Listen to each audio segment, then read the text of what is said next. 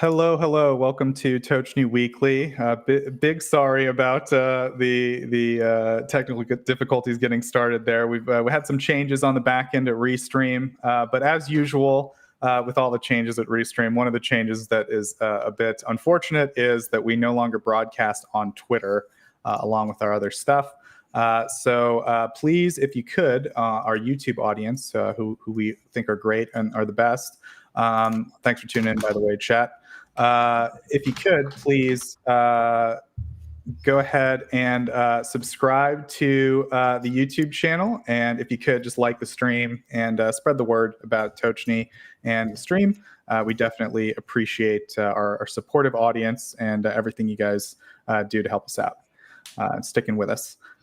So we have a great show for you this week.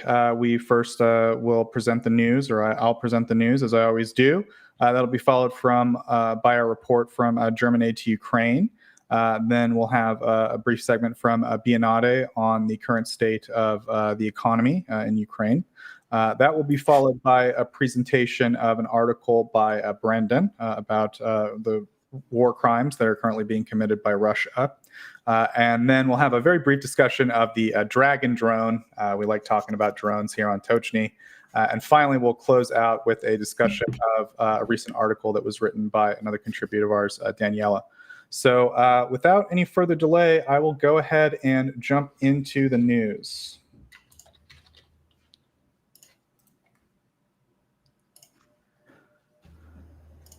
Andrei Kravchenko, the mayor of Novorossiysk in Russia, reported that naval drones attacked the city during the night of September 4th through 5th. He shared the information through his Telegram channel with additional details provided by the Telegram-based Russian news outlet Astra. Kravchenko stated that an attack involving uncrewed surface vessels was actively being repelled and also issued a warning to residents living near the shoreline, urging them to stay indoors and avoid rooms with windows. The city was reportedly filled with the sound of gunfire during the incident. Novorossiysk is important because it's the place that Russia relocated the Black Sea Fleet after it became untenable for them to be based in Sevastopol. So it looks like the reach of Ukrainian drones extends that far. So good luck to Russia. Next item. Kyiv announced on Saturday that it had successfully targeted an ammunition depot in Russia's Voronezh region, which borders Ukraine.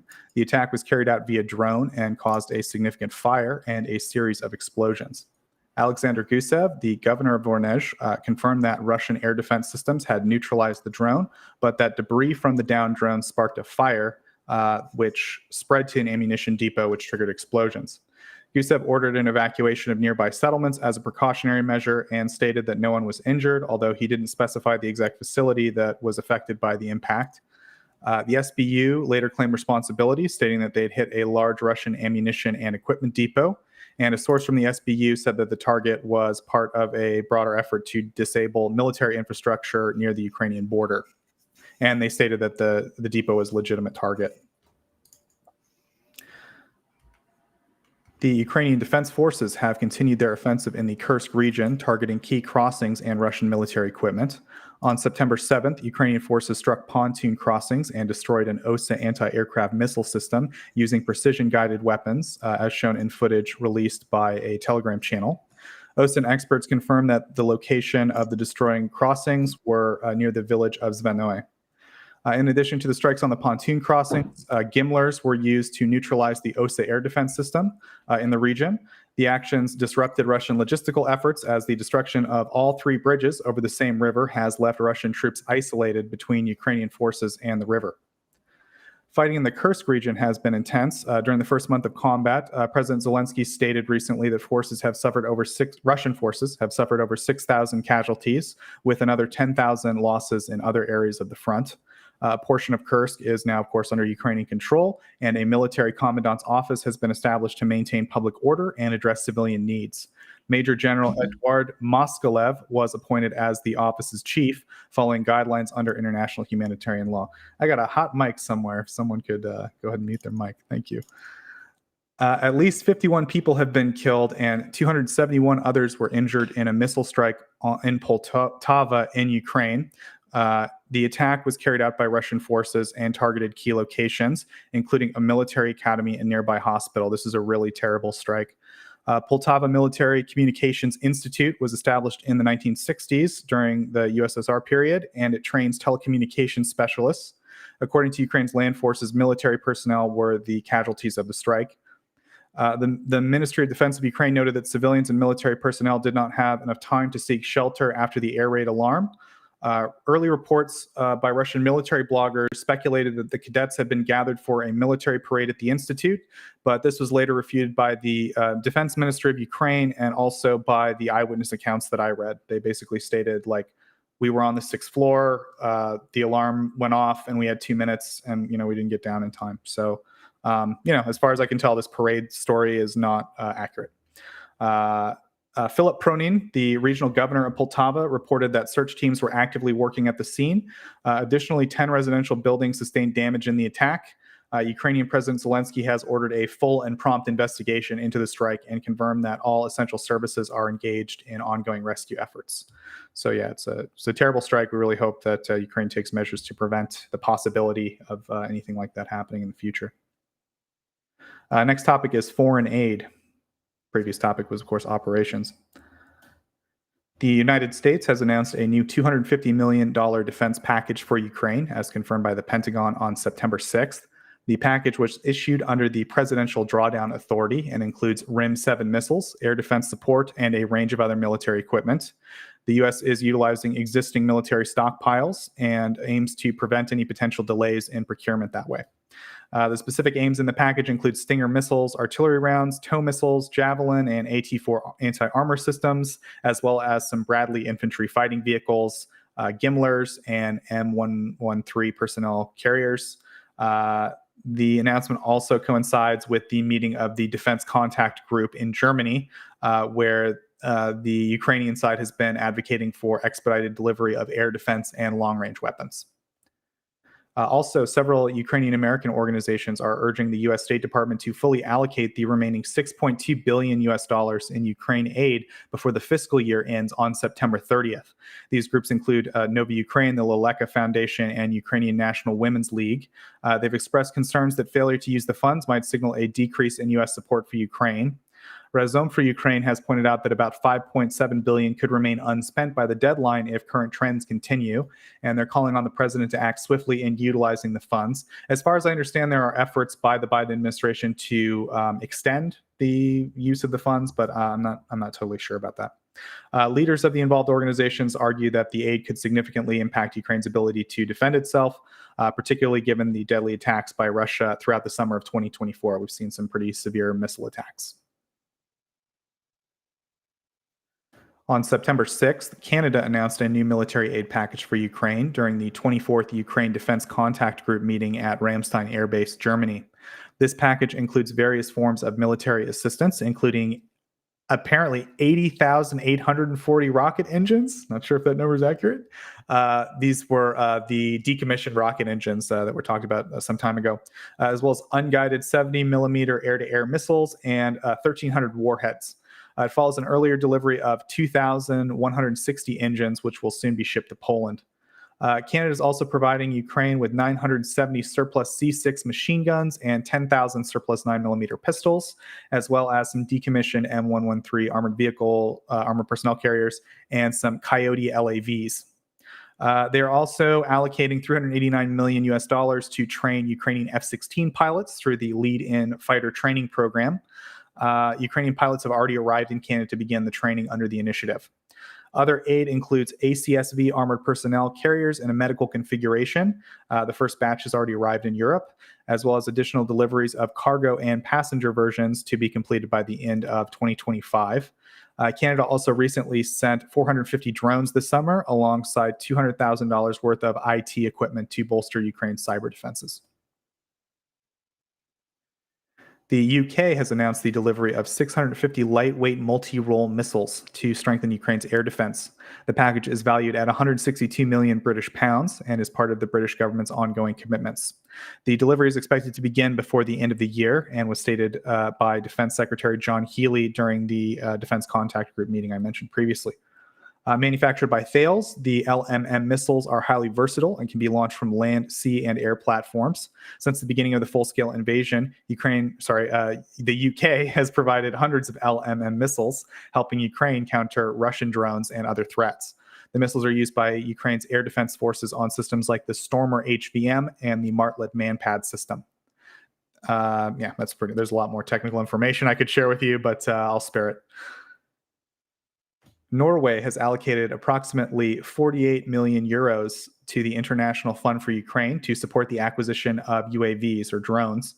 The contribution was made in partnership with the UK, the Netherlands, and Lithuania, and aims to bolster Ukraine's defense against Russian aggression, particularly in protecting civilians and vital infrastructure. Norwegian Defense Minister, Erlend's going to love this, Bjorn Arild Gram, emphasized the urgency of supplying military equipment to help Ukraine defend itself. The International Front for Ukraine is coordinated by the UK Ministry of Defense and involves several nations, including Australia, Denmark, Iceland, New Zealand, Norway, and Sweden. Norway previously supported Ukraine through the procurement of defense-related equipment, including air defense systems, demining tools, artillery ammunition, and vehicles. The Ministry of Defense of Ukraine has expressed gratitude to Spain for the rapid delivery of a full Hawk air defense battery, emphasizing that enhanced air defense capabilities are vital for saving lives.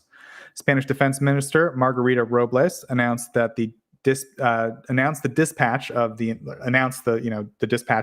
equipment during the Ukraine Defense Contact Group meeting. The Hawk system was developed in the United States and is a medium-range anti-aircraft missile system. The Defense Ministry, they basically said it was great in their memorandum at the Ukraine Defense Contact Group. Also, this is just a big chunk of stuff I'm going to call Euro aid. So Euro aid 1, Spain, some Hawk missiles. Euro aid 2, the Romanian government has approved a bill allowing the transfer of Patriot anti-aircraft missile systems to Ukraine. The bill was passed on September 2nd and now awaits final approval from Parliament. The decision follows a meeting of Romania's Supreme Council of National Defense in June, which was chaired by the president, and that council endorsed the transfer. The Romanian government spokesperson stated that the bill supplements an existing law on ground-based air defense capabilities, specifically designating a Patriot system for donation to third parties. Once the law is adopted, the government will implement the transfer. The Patriot system is another effort to support Ukraine from Romania, and I don't know. That's pretty much it. The final story for Euro aid is France, who announced plans to allocate 300 million euros from revenues generated by frozen Russian assets within the European Union to purchase weapons for Ukraine. The funding is part of broader The fund is part of a broader program which allocated 1.4 billion in revenues from Russian assets that will be used in 2024 to acquire priority military equipment. So in other words, this money was already set aside. France has now been allocated 300 million of it to produce like ammunition and other things for Ukraine. This is a coordinated move by the European Commission and the French Procurement Agency to expedite the provision of direct military aid to Ukraine. And Borrell also confirmed that the EU has already confirmed transferring funds from frozen Russian assets to assist Ukraine and support countries supplying weapons to Kyiv. Kind of in the same vein, another important step to strengthen Ukraine's air defense, the United States will be collaborating with Ukraine to design and build replacements for outdated Soviet air defense systems. The initiative, which includes participation from several European companies, was announced by U.S. Secretary of Defense Lloyd Austin during the 24th Ukraine Defense Contact Group meeting in the Ramstein format on September 6th. Although Ukraine has made significant progress in producing drones, munitions, and vehicles for its ground forces, it has lagged behind in air defense production. The lack of domestic production has left Ukraine reliant on Western suppliers after depleting its own stockpile of air defense equipment. While Secretary Austin did not provide detailed information on the new systems, experts suggest that the focus is on developing a missile similar to the Soviet-era anti-aircraft models compatible with Ukraine's existing launchers, such as the S-300. This would be especially timely as Ukraine faces a severe shortage of anti-aircraft missiles for its S-300 systems, even though it still has an adequate number of launchers. The shortage arises from the discontinuation of the 5V55 missiles for the S-300, which are no longer manufactured and are unavailable on the global market. Ukraine's defense industry has already been working on modernizing the S-300 system, including repairs for existing missiles and the development of a domestic substitute for the engine. This collaborative effort with the U.S. aims to further address the gaps by producing alternatives to the increasingly hard-to-source Soviet-era components. In addition, Ukraine has been working on developing medium-range air-to-air missiles with a radar seeker to replace the R-27 missile. One notable project is the UP-277 missile, which was first introduced in 2021. The joint effort appears to prioritize the replacement of the scarce Soviet-era missiles, which will ensure that Ukraine can continue to effectively use their existing air defense systems. Ukraine has successfully reduced its state debt by $9 billion following the completion of an external debt restructuring. This is announced by the Finance Ministry on September 4th. The development stems from two economic-related stories, and we're gonna start with Ukraine.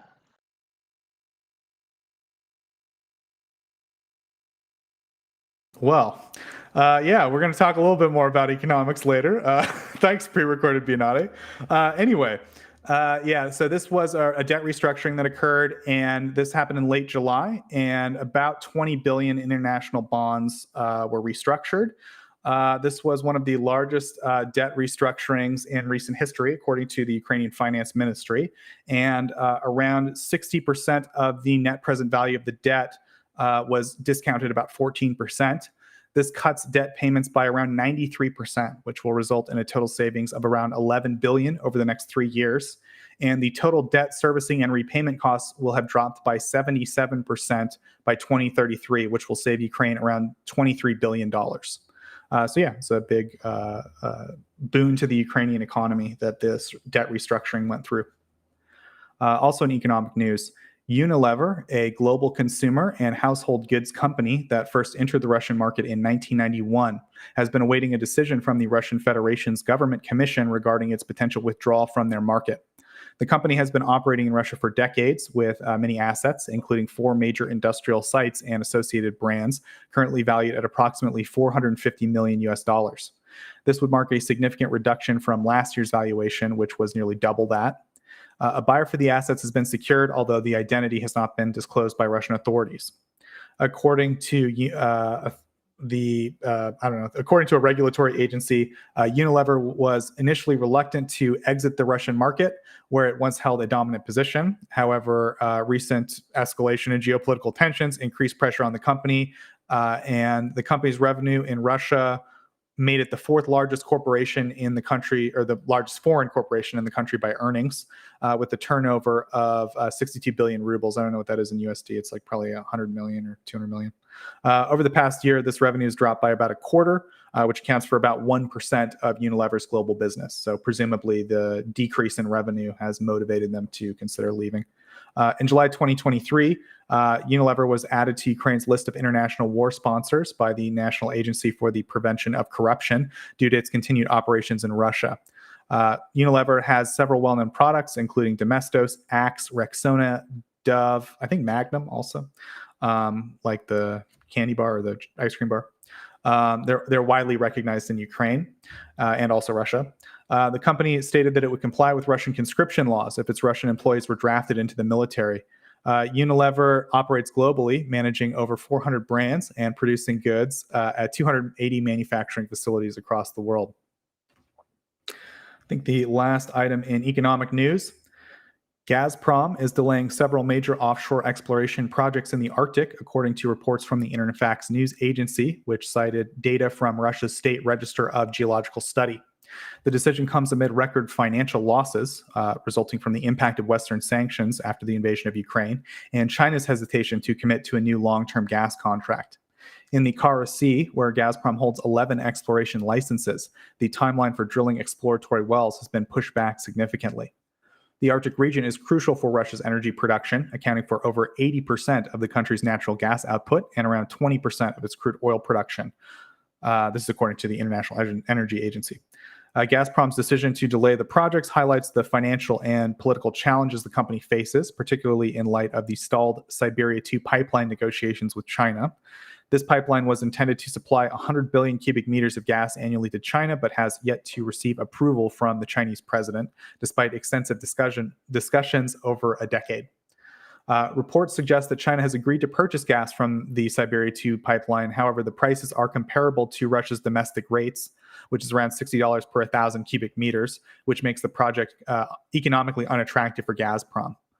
Gazprom's financial difficulties have been mounting. The company posted its first net loss in 25 years in 2023, amounting to $7 billion, the largest in the company's history. Russian gas exports plummeted to 69 billion cubic meters, which is their lowest level since 1985. This is a result from deliveries to Europe, which were previously their main market, falling to their lowest point since the late 1970s.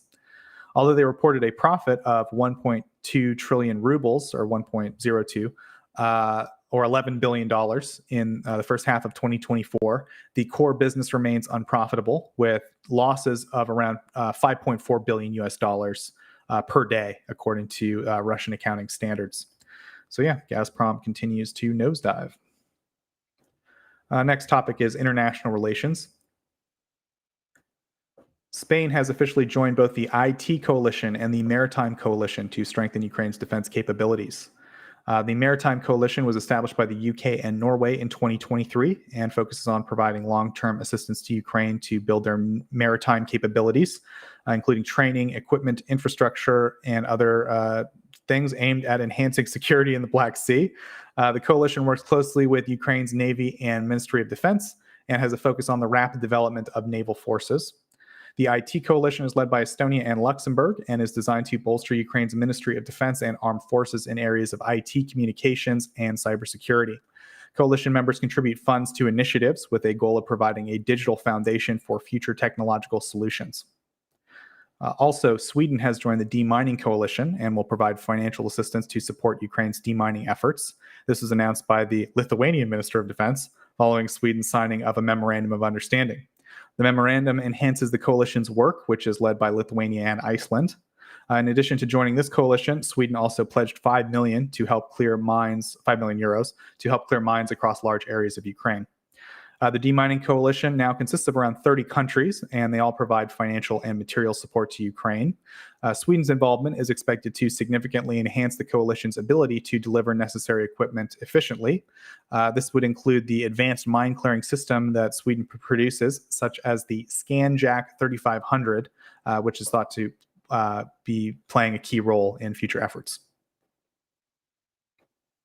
Also, President Zelensky and Irish Prime Minister Simon Harris have formalized an agreement on support for Ukraine and mutual cooperation. So in other words, Ireland and Ukraine signed a bilateral security agreement. According to a statement from the president, Ireland's total contributions have amounted to about 380 million euros. And in addition, this is all like non-lethal aid, and an additional 128 million euros I think 380 million total. I don't know. It's kind of a confusing statement. Ireland will also provide mine clearance systems, explosive ordnance disposal equipment, and they'll be part of this is like a continued aspect of their participation in the demining coalition. They were already part of it. They also plan to explore new avenues of support, including involving themselves in the IT coalition in the near future. They also said they will continue training Ukrainian armed forces through the European Military Assistance Mission. I think we're getting a little bit of repetitive news about all these countries because this was the Ukraine Defense Contact Group meeting. So part of it is like all the ministers are kind of making announcements like about what they've been doing, right? So yeah, Ireland bilateral security agreement with Ukraine. That's like the new thing this week. Finally, on September 2nd, Dutch Prime Minister Dick Schoof made his first official visit to Ukraine, where he reaffirmed the Netherlands' ongoing commitment to supporting the country. During his visit, he said Netherlands will do everything they can, and he announced a significant new support package from the Netherlands valued at 200 million euros. The package will focus primarily on Ukraine's energy infrastructure and also humanitarian aid. He also went to Zaporizhia and met with the president of Ukraine. And he visited a school in the morning and participated in a gathering marking the start of the academic school year and reflected on the difficult conditions faced by students and teachers who lived under the threat of bombings and strikes. He also met with veterans to discuss their experiences in the war and the significance of mental health support for those affected. Ukraine has expressed concern over reports that the International Monetary Fund may resume cooperation with Russia, including sending a mission to Moscow. In the statement, the foreign ministry labeled the potential cooperation as, quote, absurd, arguing that it would effectively legitimize the Russian regime. Ukraine pointed out that Russia's actions, including launching the largest aggressive war in Europe since World War II and committing numerous atrocities and crimes against humanity, are in direct violation of the United Nations Charter. Given the circumstances, Ukraine urged the IMF to refrain from re-engaging with Russia and to remain committed to the purposes and principles of the UN Charter. The ministry called on key stakeholders and leadership to continue isolating Russia, emphasizing that dialogue should not be resumed while Russia continues its aggression, resulting in the deaths of civilians, including children, and undermining international norms. The reaction came after reports that were leaked by Reuters, or reports from Reuters off the record, indicated that the IMF planned to send a mission to Russia to discuss the country's economic prospects and policies. Presumably, they're trying to talk them out of their insane state capitalism. I don't know. So this is the last topic, sort of other news. This is something that made a big impact, I think, on kind of the information space this week. A new documentary called Russians at War, which focuses on the lives of Russian soldiers near the Ukrainian front lines, has been met with significant criticism for allegedly attempting to downplay Moscow's war crimes. This is directed by Russian-Canadian filmmaker Anastasia Trifimova, and the film follows 7 months embedded with the Russian Army Battalion in eastern Ukraine. It presents a perspective on the daily lives of the soldiers, portraying their motivations for joining the war, which range from financial incentives to other motivations. In the documentary, the soldiers are depicted as grappling with the purpose of their involvement in the conflict. However, the film only provides a brief glimpse of actual combat, and critics argue that it fails to address widespread destruction and atrocities committed by Russian forces in Ukraine since the invasion. When asked about Russia's actions at a press conference, Trifimova defended her work and stated that the soldiers were, quote, ordinary guys, and that she witnessed no war crimes during her time near the front. She acknowledged the numerous reports of war crimes, but insisted her film represented, quote, a different story. Of course, the Ukrainian community, particularly those at the festival who were premiering their own films, had immediate backlash to these comments and to the film. A producer who saw the film at the festival portrayed, has her own documentary called The Songs of Slow Burning Earth, criticized the decision to show Russians at war. It's a very good statement that she made. I wish I had time to read it. Unfortunately, we don't. But basically, she just sort of explained how the documentary dangerously distorts the portrayal of Russian soldiers. They argue that the film frames them as victims rather than active participants in the invasion, and question whether the soldiers' crimes are less significant simply because they claim ignorance of the war's purpose, stressing the responsibilities that these individuals bear for their actions. I also just want to mention this woman has made 11 documentaries that were made directly, like as an RT employee. Like she's a direct propagandist for RT.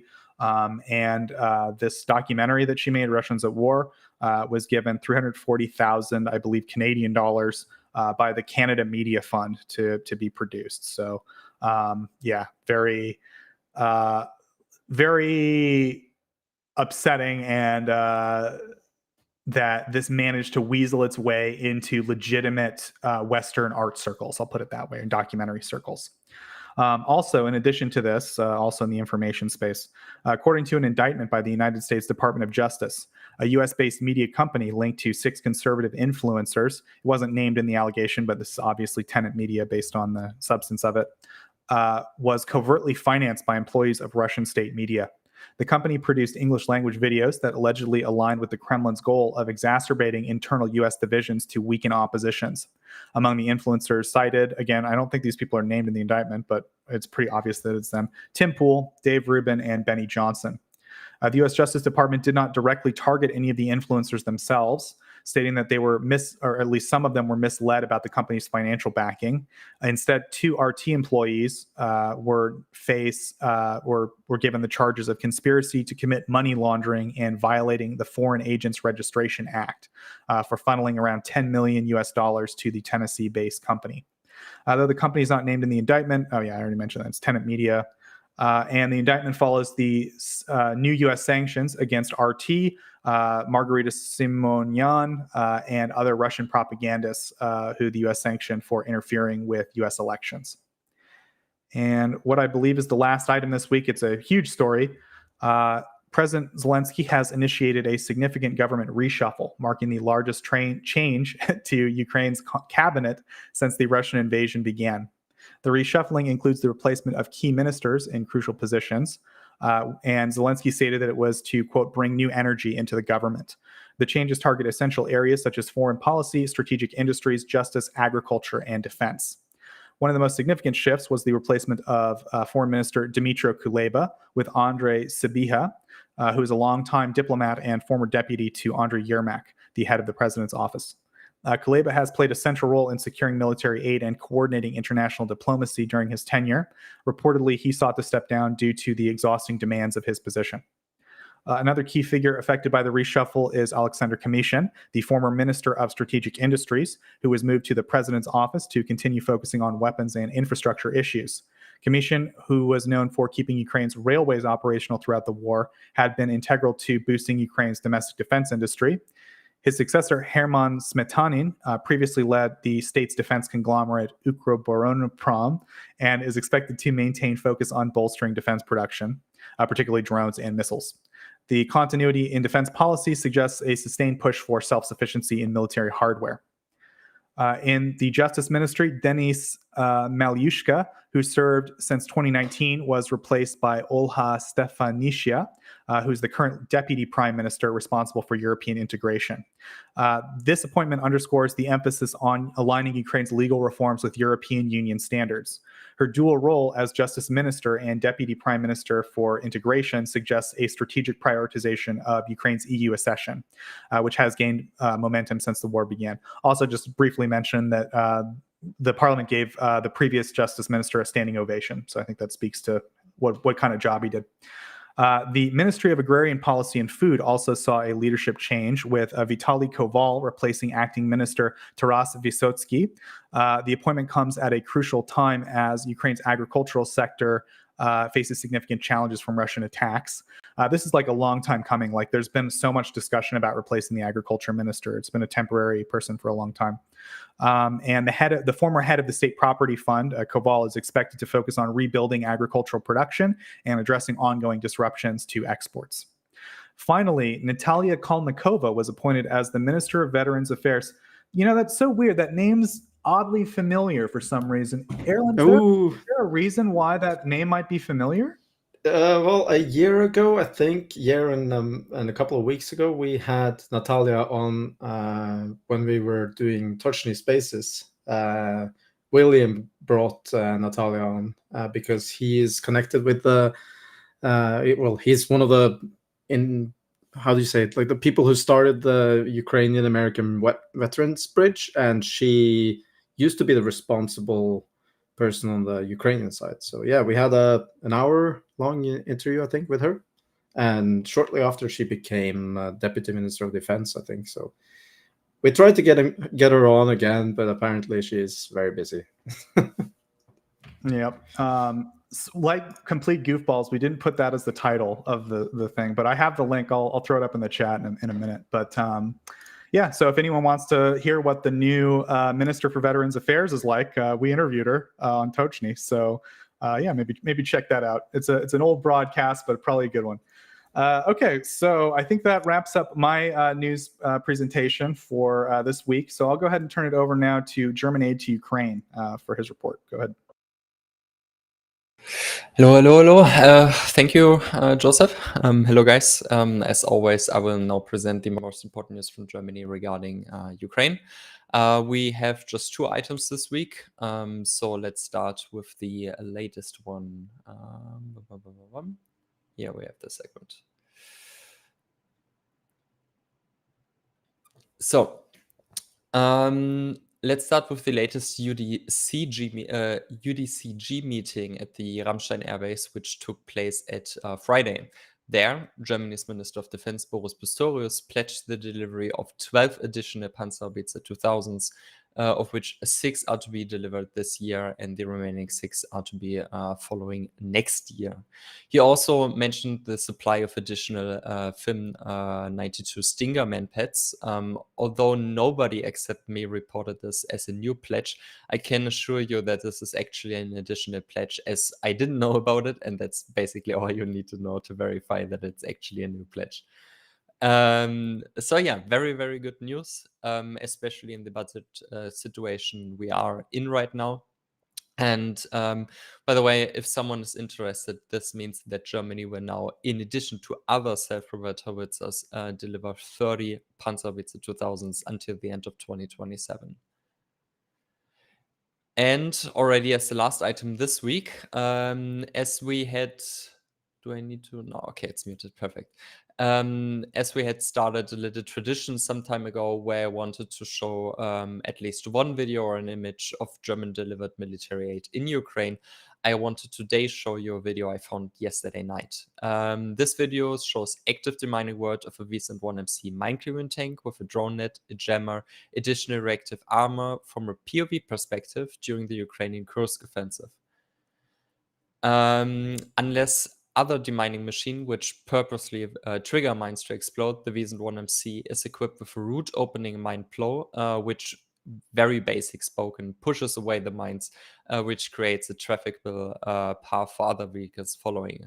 Germany so far delivered 46 of these mine clearing tanks to Ukraine, with 4 additional ones to follow very, very soon, I believe until the end of the year.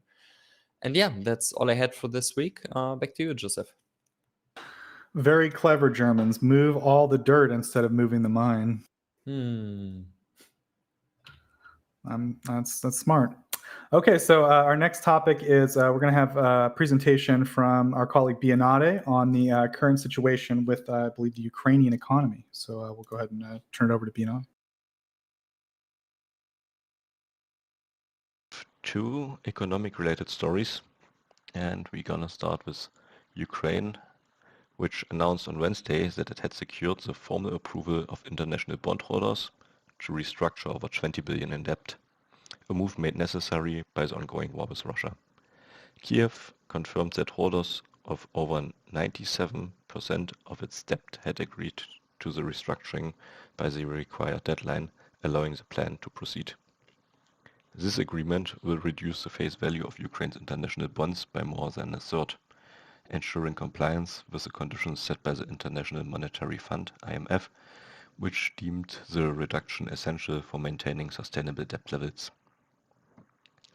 Though Ukraine will not be able to return to international capital markets for borrowing until the war subsides or significantly eases, finalizing this restructuring marks a crucial step, according to Ukraine's finance minister Serhiy Marchenko. He emphasized that this move would help ensure the financial stability needed to continue funding the country's defense efforts and would contribute to the restoration of long-term economic stability. This is the second time in a decade that Ukraine has been forced to restructure its debt following a Russian invasion. With the previous restructuring occurring in 2015 after Russia's annexation of Crimea, the current deal required approval from at least 2/3 of Ukraine's bondholders, as well as a simple majority in each of the individual bond series involved.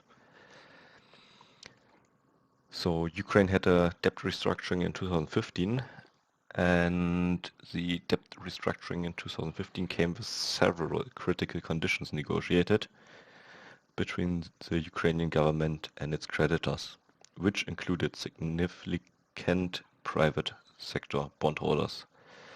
The key terms of the deal were a debt write-off, so Ukraine achieved a 20% haircut on its 18 billion privately held bonds.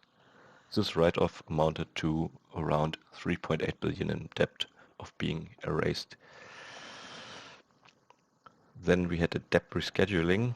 The agreement extended the maturity dates on bonds by 4 years, meaning Ukraine could delay repaying 8.5 billion debt until 2018, giving it much needed breathing room during this economic recovery.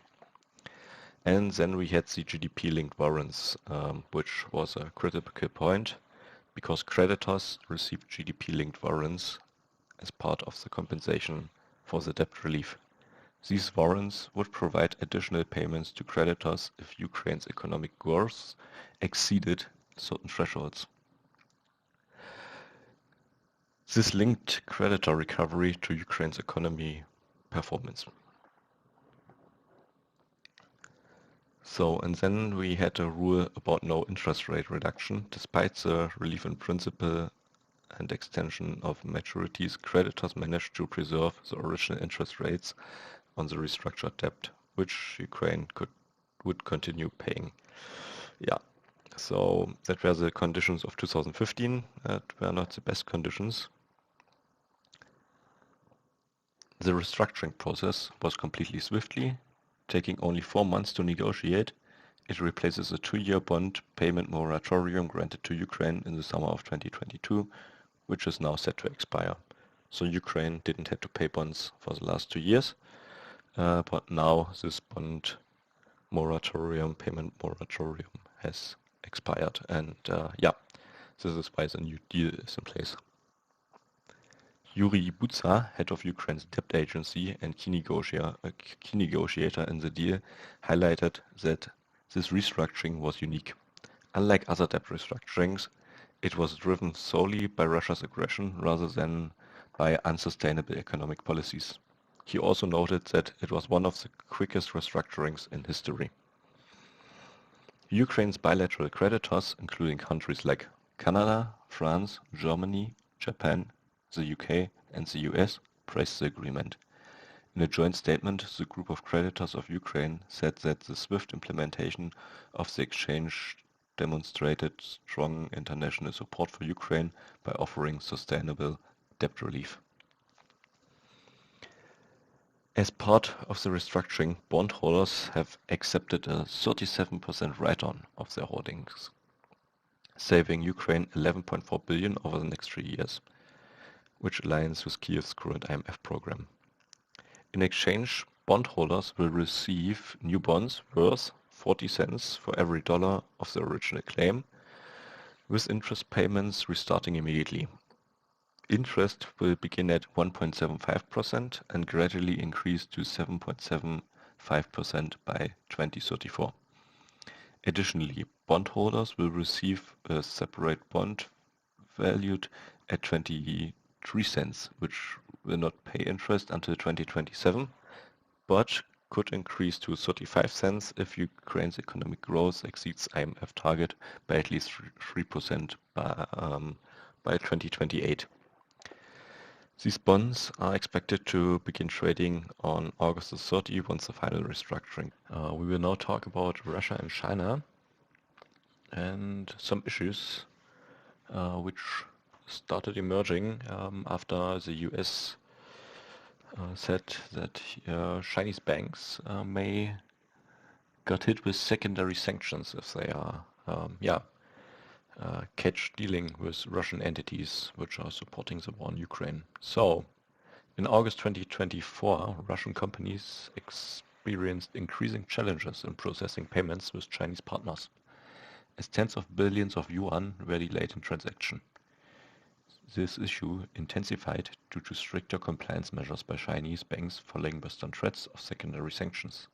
Sources revealed that these delays, which initially began a few months earlier, worsened, with some Chinese state banks halting transactions with Russia.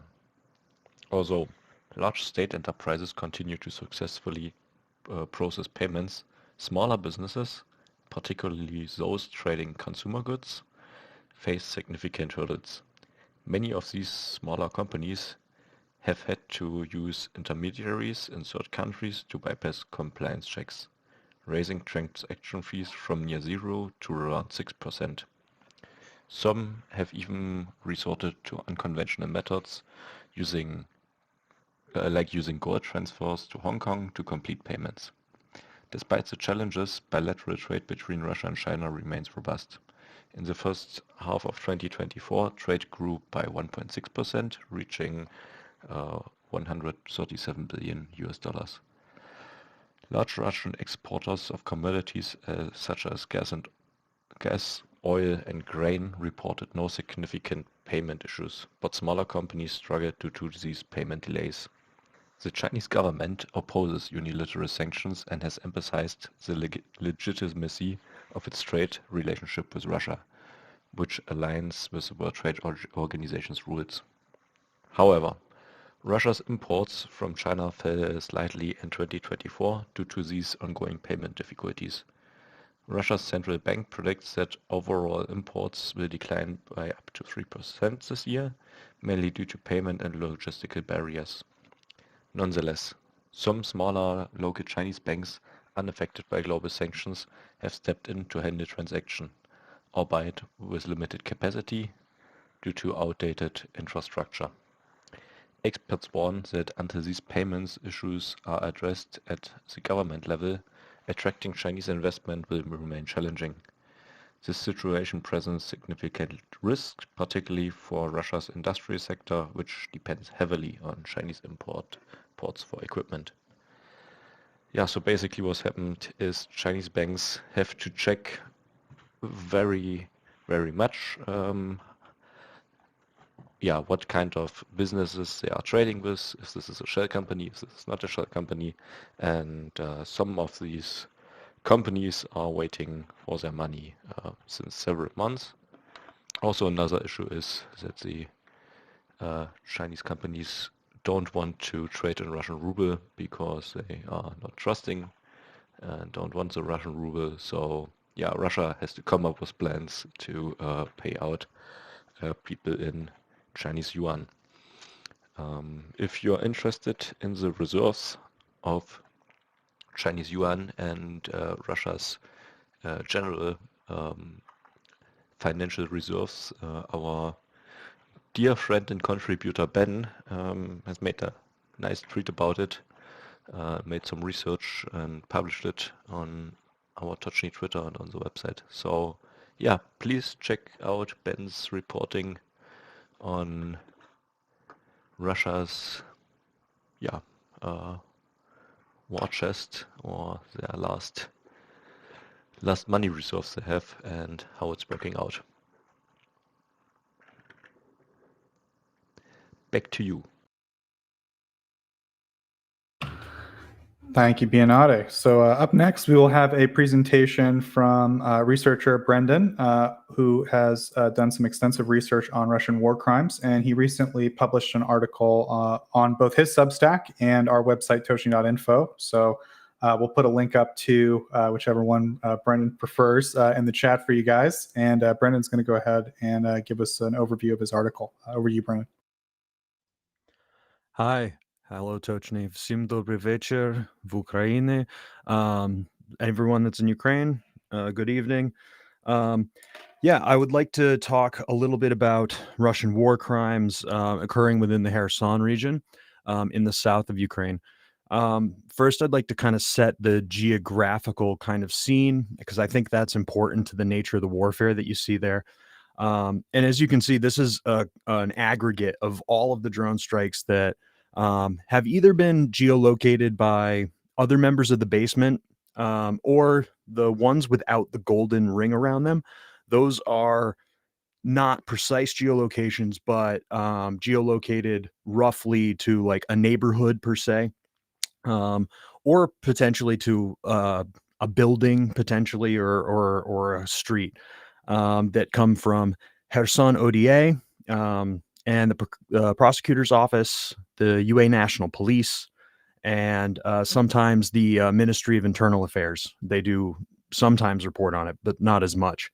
Most of our daily casualties that we can see within these attacks are presented through the smaller organizations like Kherson Police and the ODA. So we rely on them mostly in terms of coming up with numbers. So what I ended up doing is I started the map back in June, working with Andrew in the basement and some of the other members there. And I kind of took it over as my sole responsibility for a little while. And I began to notice a pattern over time. First off, the thing that caught my attention was an FPV drone being used against a civilian. That wasn't something I had necessarily seen a lot of. As someone that has kind of followed this conflict since its inception, I definitely was concerned about the use of kamikaze drones or drone drop grenades on civilians. And you've seen it potentially in like Vovchansk. There's a pretty infamous video of a FPV drone or a drone drop being used against civilians there.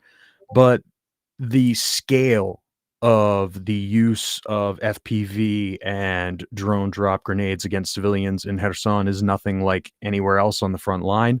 From what I've been able to gather from what's publicly available from the police and various like military administration officials. So that's one aspect that kind of drew me into this. And so I started to kind of just by hand kind of take a toll or a tally to just kind of see where it was at and how big of an issue this really was, because it seemed like it was a really frequent thing that I was mapping and was increasingly concerning, with higher casualty counts, more deaths. And then I began to see more of a pattern. I started to see, okay, we have an upward trend here, and that led to this becoming more of a project that I presented to some of the people in the basement and was like, hey, I really think that we need to start bringing this information together in some kind of way, because it doesn't really seem like anybody else is really talking about it. And to that point, that's not necessarily true. There are some other outlets that are covering this as well. I think it's really important that they get attention as well. Ukrainska Pravda has done a little bit of coverage. DW, Deutsche Welle, they did a pretty in-depth documentary, not on this segment of the front line, but a segment of Kherson to the north, in Beroslavsky Rayon. And they did a pretty in-depth investigation there that was incredible. But that came out on August 28th, and it focuses to the north. And I haven't seen anything focus more to the south. So I kind of honed in on this area where I saw more of these casualties happening than anywhere else. It seemed like Beryaslav, you had like 120 casualties over like a 6-month period of time. We're talking twice that in casualty count in a third of the time in this area of the Kherson region. It's pretty incredible when you look at it from a statistical point of view to kind of see exactly how bad this is. So comparing Deutsche Welle's numbers to my own, that's kind of how I was thinking about this in terms of its importance and why it hasn't really received the coverage. I'm not really sure, but that's why I want to do this, is to really bring this to light, because as it stands right now, I have some more current numbers than what are presented in the article. But as it stands right now, we're at 199 casualties since June 21st. And this is an updated graphic from a shout out to Chris from Tochnyi. He's been Just one sec. Let me know if you want me to present something in particular, Brandon. So yeah. No, absolutely. This is perfect. This is perfect. Okay, perfect. Good. With our sort of trend here, you can see this is a graph displaying ages of casualties. But one thing here, this is updated through the end of the month of August. Now, my article on Tochnyi ended around August 23rd. And that was the peak of basically the occurrences. We'd had the most in that 7-day period of time leading up to the 23rd that we'd had any other period of time. And it's only gotten worse since. And then that's actually changed a little bit. Erlend, if you could show the week to week graphic that I shared with you earlier. Absolutely. One second. Absolutely. That'd be fantastic. And yeah, shout out to Chris from Tochnyi, who has done a fantastic job in conveying these statistics, much better than I could with sort of my functioning knowledge of Google Sheets. Chris has done a fantastic job in bringing this to sort of a really understandable visual presentation here. So this is a week by week breakdown. You can see I didn't really notice anything until we got to like the 16-20, kind of in the mid-July range.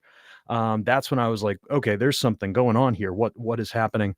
Now, towards the end, we do see a little bit of a fall off here, and I'll get to that in a little bit as sort of like future implications and developments that we might have in this front later. So just in terms of how we did the investigation, collecting the casualties there from our official sources. And what we were going to do now is going to start to cross-reference them with some of the channels. Erlend, if you could show or hover over the Kot Dobrahod video, the first video in the article. Yeah, I'm not going to show that because we're probably going to get demonetized or banned from YouTube. But yeah. Absolutely. This one, right? The one above. The one above. Ah, okay. But you can head over to Tochnyi.info where we aren't obligated to censor anything. Yeah, you can see it on the website, and I'll put the link for the article in the description of the video now. Much appreciated. Yeah, so Kot Dobrahod put this video out. It was actually in May is when this dates back to. So I had to do a little bit of like tracking back. And after talking with Andrew Perpetua a little bit more, because he's been tracking this since October, November of last year, this is something that's been characteristic of the front since last fall. So it's not that it's necessarily new occurrences. It's just sort of a new pattern in terms of the scale of it all. And this was released in May here. And this is kind of your characteristic drone drop video. Obviously, we're not going to show it, but I can kind of describe a little bit of what happens. In this video in particular, the drone is chasing a man probably in his 40s to 50s, which is pretty typical for the person that is still living in Kherson at this time. You can see that also represented in the age demographic pie chart on Chris's fantastic graphics that he put up there. So you can see that man being chased by the drone. It drops 4 to 5 grenades on him. And one thing that happens that really kind of made me sick when I was doing the investigation is the memification of it. And I think this is really important. It was a question that Mario Andres Niero Torres from Netivision, he interviewed me about the article. And his question was like, how do you know they're doing it for fun? And I thought that was a good question because maybe I didn't convey that quite as well as I wanted to in this. The memification in the video, you can see there's like little jagas that they put in there, which is obviously it's an audio clip and a little like AI sticker of Robert Brovdi from Birds of Magyar. So you can start to see how there's sort of the memification of it, and this man was a civilian target. And that is how the videos more or less manifest. Now we're starting to see things a little bit differently with some other mill bloggers. So if you could, Erlend, hover over the next video. This is from a pretty infamous account, Osvedomitel Alex, or he's Od Mariupola do Karpatia, I think, if I'm saying that correctly. But basically from Mariupol to the Carpathians is his sort of Telegram name that he goes by.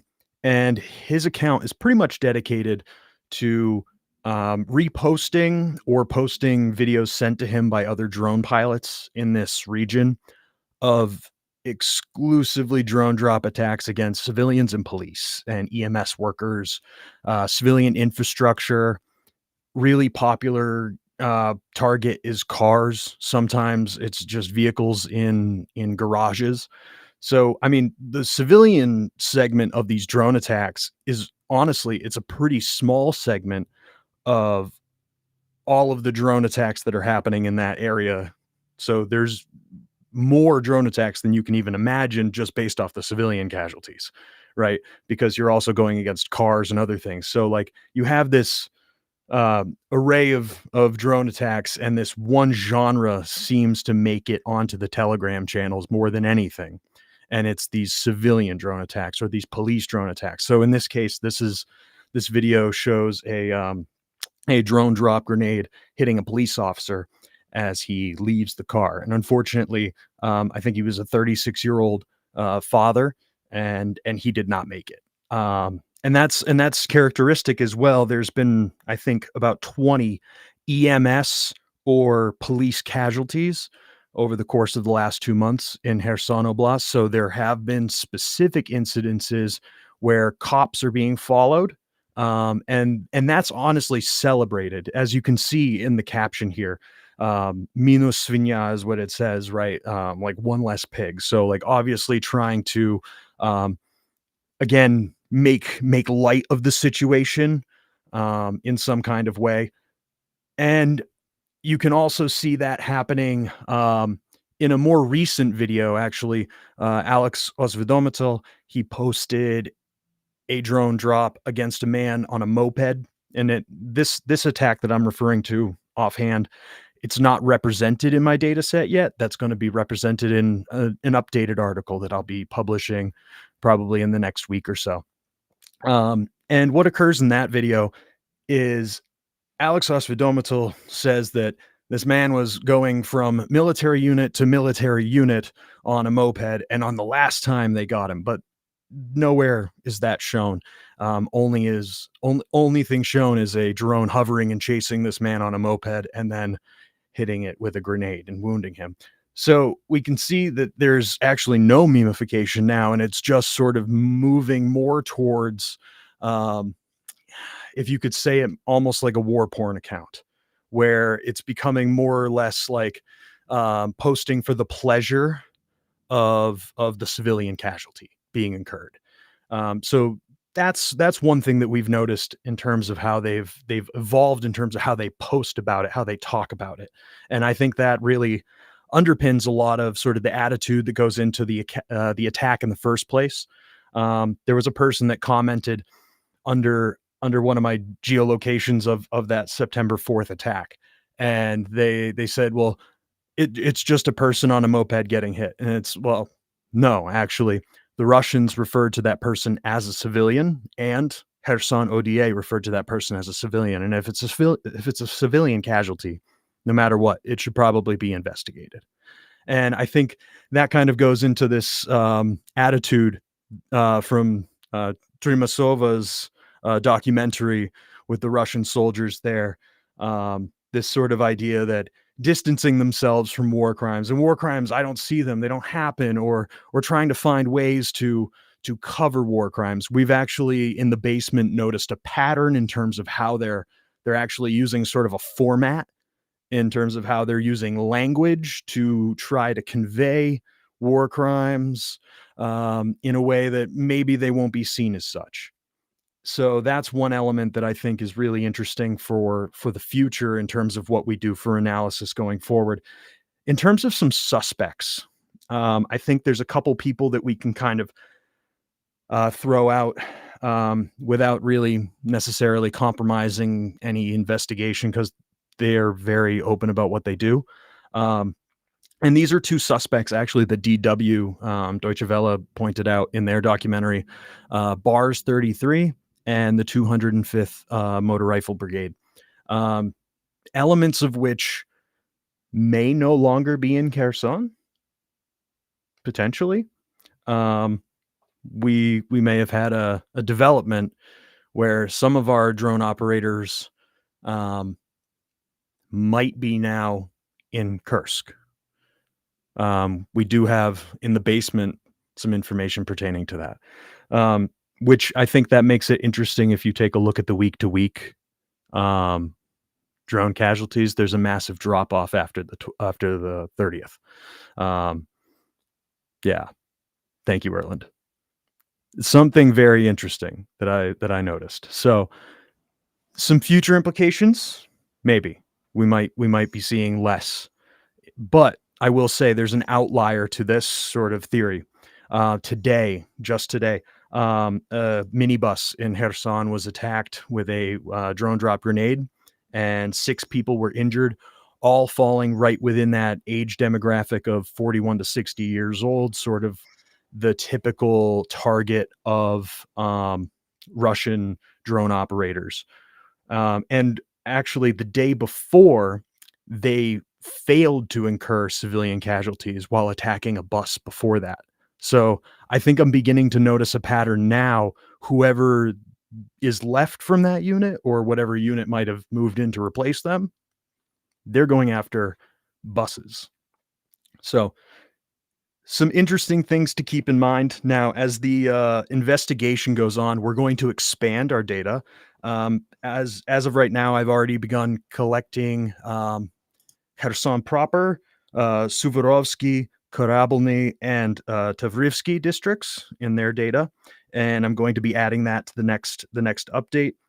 And as well, we're going to be linking our data in the spreadsheet, grabbing from as many Russian Telegram posts as we possibly can to try and link the civilian casualty to an actual video that's been posted. That's going to be very hard, and it has been hard so far, but I'm confident that we can get a few that will really start to open people's eyes to this being a real thing. Yeah, thank you so much, Brendan. And I want to say that I talked to Andrew about this, and he also wants to emphasize, as far as I understand, the fact that this isn't just happening in Kherson; it's happening in many places. And you know, bringing in an extra focal point to this specific situation is very very helpful, because of course Andrew can't track everything. I mean, he can track a lot, but putting emphasis on a problem like this and a war crime like this, as much as you're doing, is very important. So thank you for that. I tried to pitch your article to as many places as I could. I know Daniela has been doing this as well. Today I was at a short Twitter space with an Italian organization called Libri Oltre, which is quite a big organization, and I pitched the article to them because I really hope to see your research and also this problem being in the focal point of more media outlets as well. So we were lucky that I have a friend in a Norwegian newspaper who got it out in the Norwegian news, mainstream media. So we'll see if it gets picked up by other big actors as well here. But Norway is like a small country. We needed to get caught up in, you know, mainstream American media, UK, Italy, France, etc. Because this is, I think, anyone that actually look at this will immediately be able to see that this is a blatant war crime. It's so easy to see and understand it if you just focus on it a little bit, put your attention towards these kind of things. So yeah, thank you. Yeah, absolutely. Thank you. Yeah, and I've reached out to my congresswoman as well. I have yet to have a response yet, which I'm not pleased about. But this is something that I'm pitching to politicians in the United States as well, because something needs to be done about this. And also, I think the FPV drone problem is larger than civilian casualties. I think more needs to be done about that. But that's getting off topic. Yeah, I just wanted to say that, you know, it is a precision weapon, and the fact that you can monitor live, so the operator is monitoring live the target and can evaluate live if it's a valid target or not, which any soldier in an armed conflict should do before engaging with the target. And they know that their munition is very, very precise, so the delivery is very precise, and they know the potential effects. And I think it's obvious in this case that the Russians know that they're committing war crimes, and they do not care because none of those checks that normally should happen when you engage with a target as a military person, soldier, officer, whatever, are being done, or else we wouldn't have seen them. Absolutely. Absolutely. And that's where I want to kind of pitch a thing that we've been looking at, which is in a way related to it, because we had this occurrence of a new type of drone, or not so much a new drone, but a new munition used with drones. And they are using a incendiary munition, probably some form of termite or similar substance. And Ukraine, of course, has complained about the Russian use of thermite in the past. And there have been obvious war crimes committed by the Russians with thermite. Not all of the instances where they used incendiary munitions have been a war crime. But when you use a munition which is in nature indiscriminate, so you cannot precisely guide it towards the enemy target, which you know and already made the evaluation that the target is a valid military target. The use of such munitions, if you cannot guide it towards the military target, is illegal.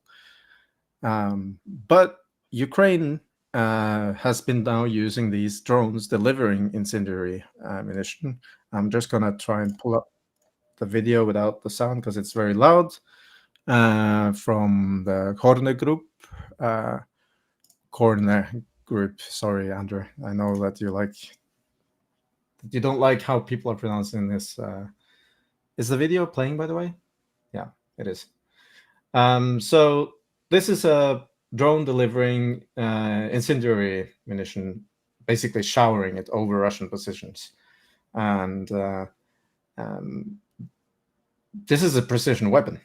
They control where the incendiary munition is deployed and where which targets it hits, and they can fairly well establish if there are any civilians in the area before. And I'm sure that there's been an evaluation if this is a problematic weapon to use, or if the use case of this weapon is appropriate in the situation that they used it in. And we have BDA of it as well, because the Russians published for this exact video, actually, that they had been hit. So we know that it hit the military targets. But I have seen people on Twitter and other media outlets saying like, oh, this is a war crime. They're using thermite, which is a war crime. Well, thermite can be a war crime, but in this instance, it's not. So just wanted to clarify that, as it's kind of a related topic in a way, when Brandon is talking about stuff that is clearly a war crime. I want to point out that this isn't.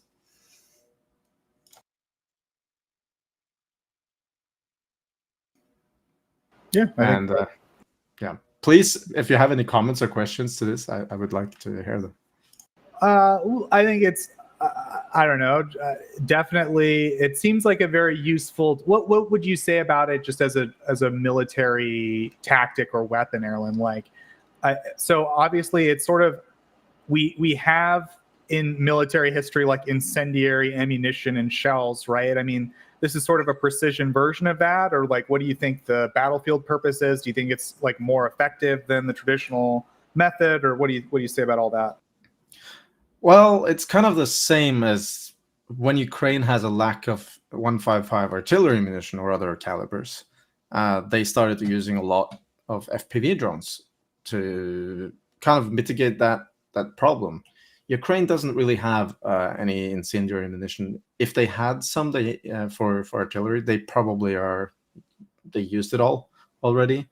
So maybe a replacement for that, as they haven't been provided with incendiary munitions. It's one of those things where it's kind of a taboo to give that sort of stuff to Ukraine, right?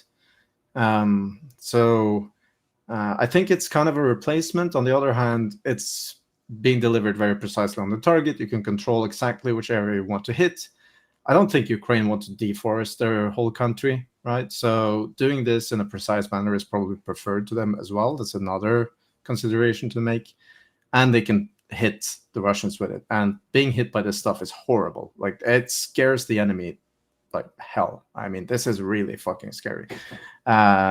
I think the Russians immediately reacted to this so the first time this was published, it took less than an hour before a Russian group started putting the video of the first drone that we saw using this sort of ammunition, and they said it was their drone. And I think they did that because they didn't want the Russian soldiers to be scared of this new Ukrainian munition. I don't think that worked very well, because Ukraine immediately started publishing daily videos of this being used. So yeah, I think it's a combination of scaring the Russians and denying them.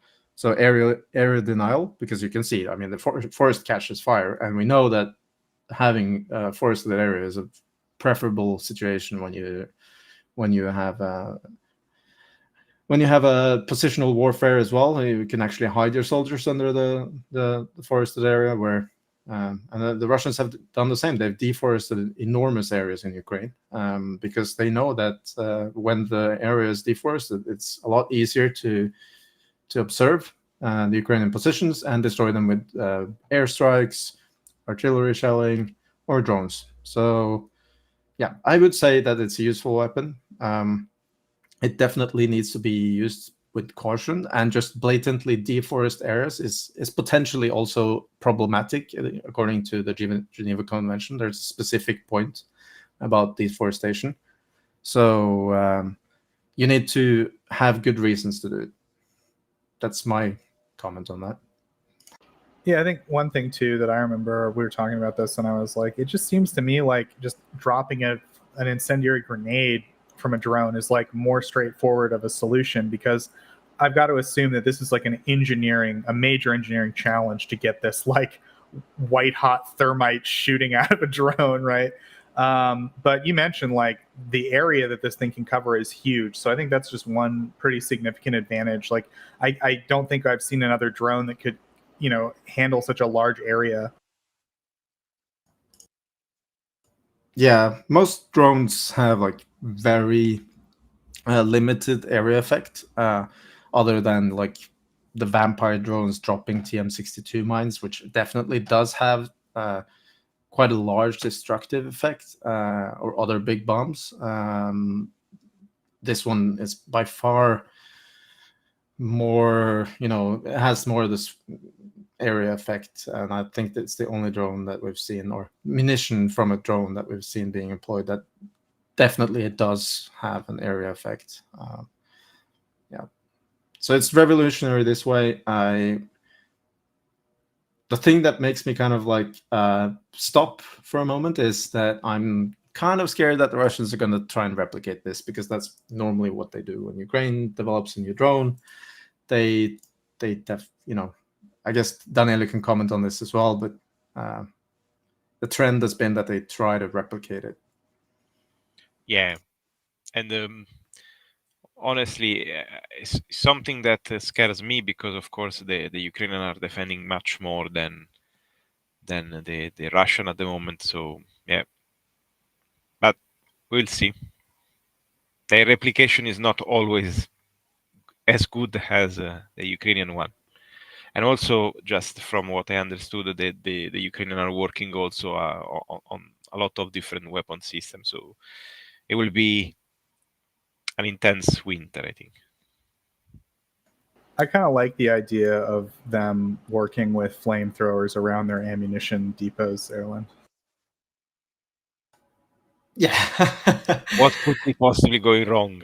The thing is, Ukraine has been developing drones that are way more far-reaching than any of the Russian equivalent in the same price category. Like FPV drones that Ukraine build for $1,000 that can reach out up to 25-50 kilometers is a thing now.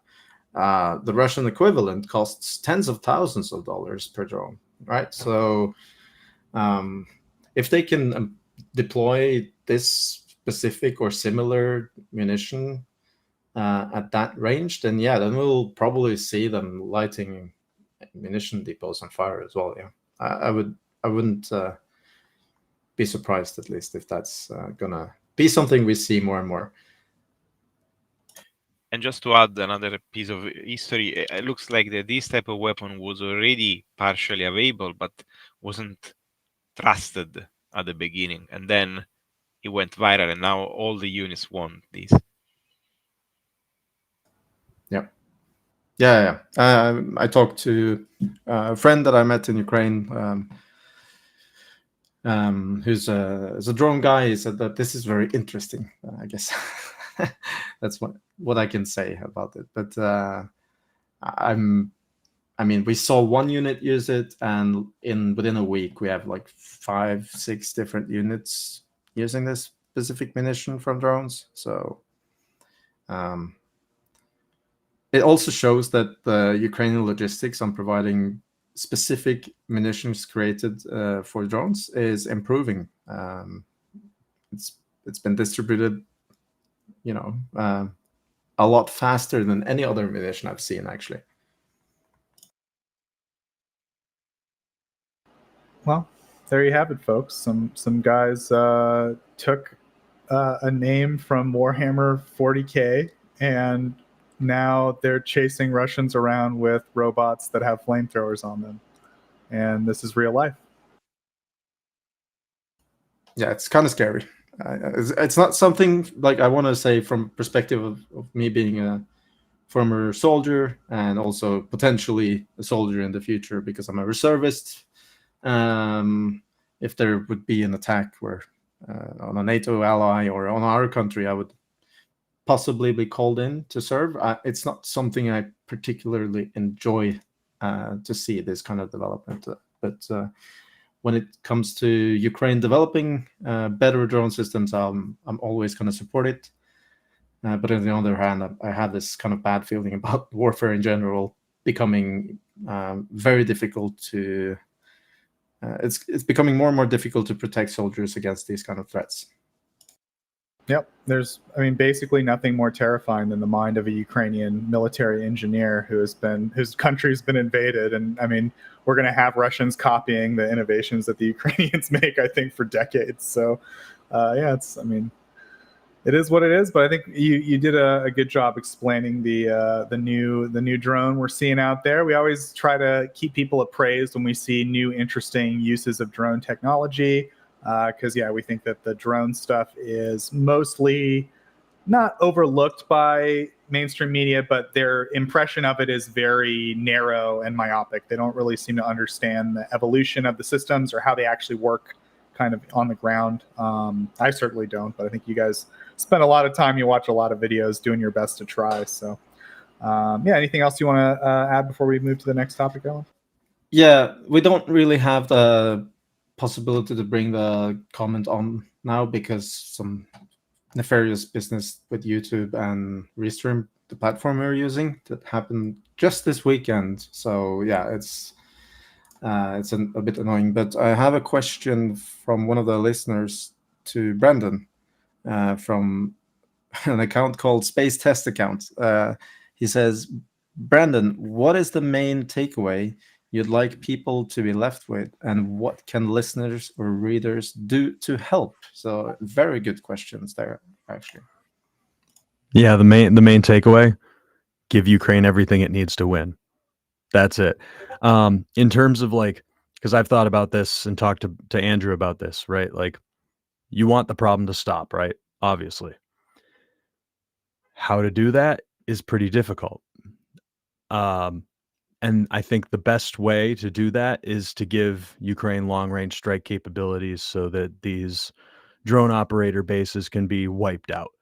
That seems to be the best solution. So lobby with your politicians for aid for Ukraine. That to me seems like the only thing. I've looked into other technologies and things like that, and it's things like PVADs or Gepards and things like that.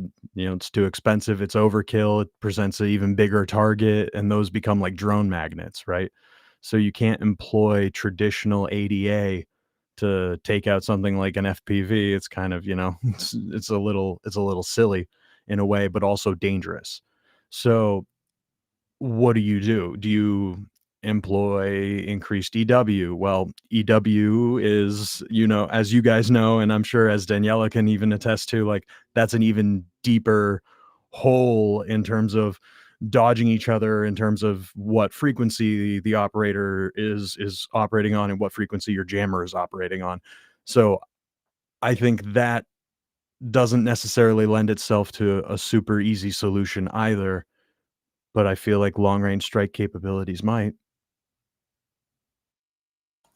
And I'm sorry, I should have brought it up immediately, but Kellendan has a similar kind of question. Thank you for your excellent work, Brendan. And then, what can ordinary listeners and Ukraine supporters do to help these war criminals don't make the mainstream media news? I guess I want to say, like, copy the article and send it to your local journalist and say, like, hey, are you tracking this? Because this is kind of a revolutionary news that we don't see in our local media. I think that can help. That's a comment from me. What do you think, Brendan? Yeah, absolutely. I think increased visibility for the issue is essential. It doesn't get very much coverage. Like I had mentioned before, there's a few outlets that are covering it that have done really good work, actually.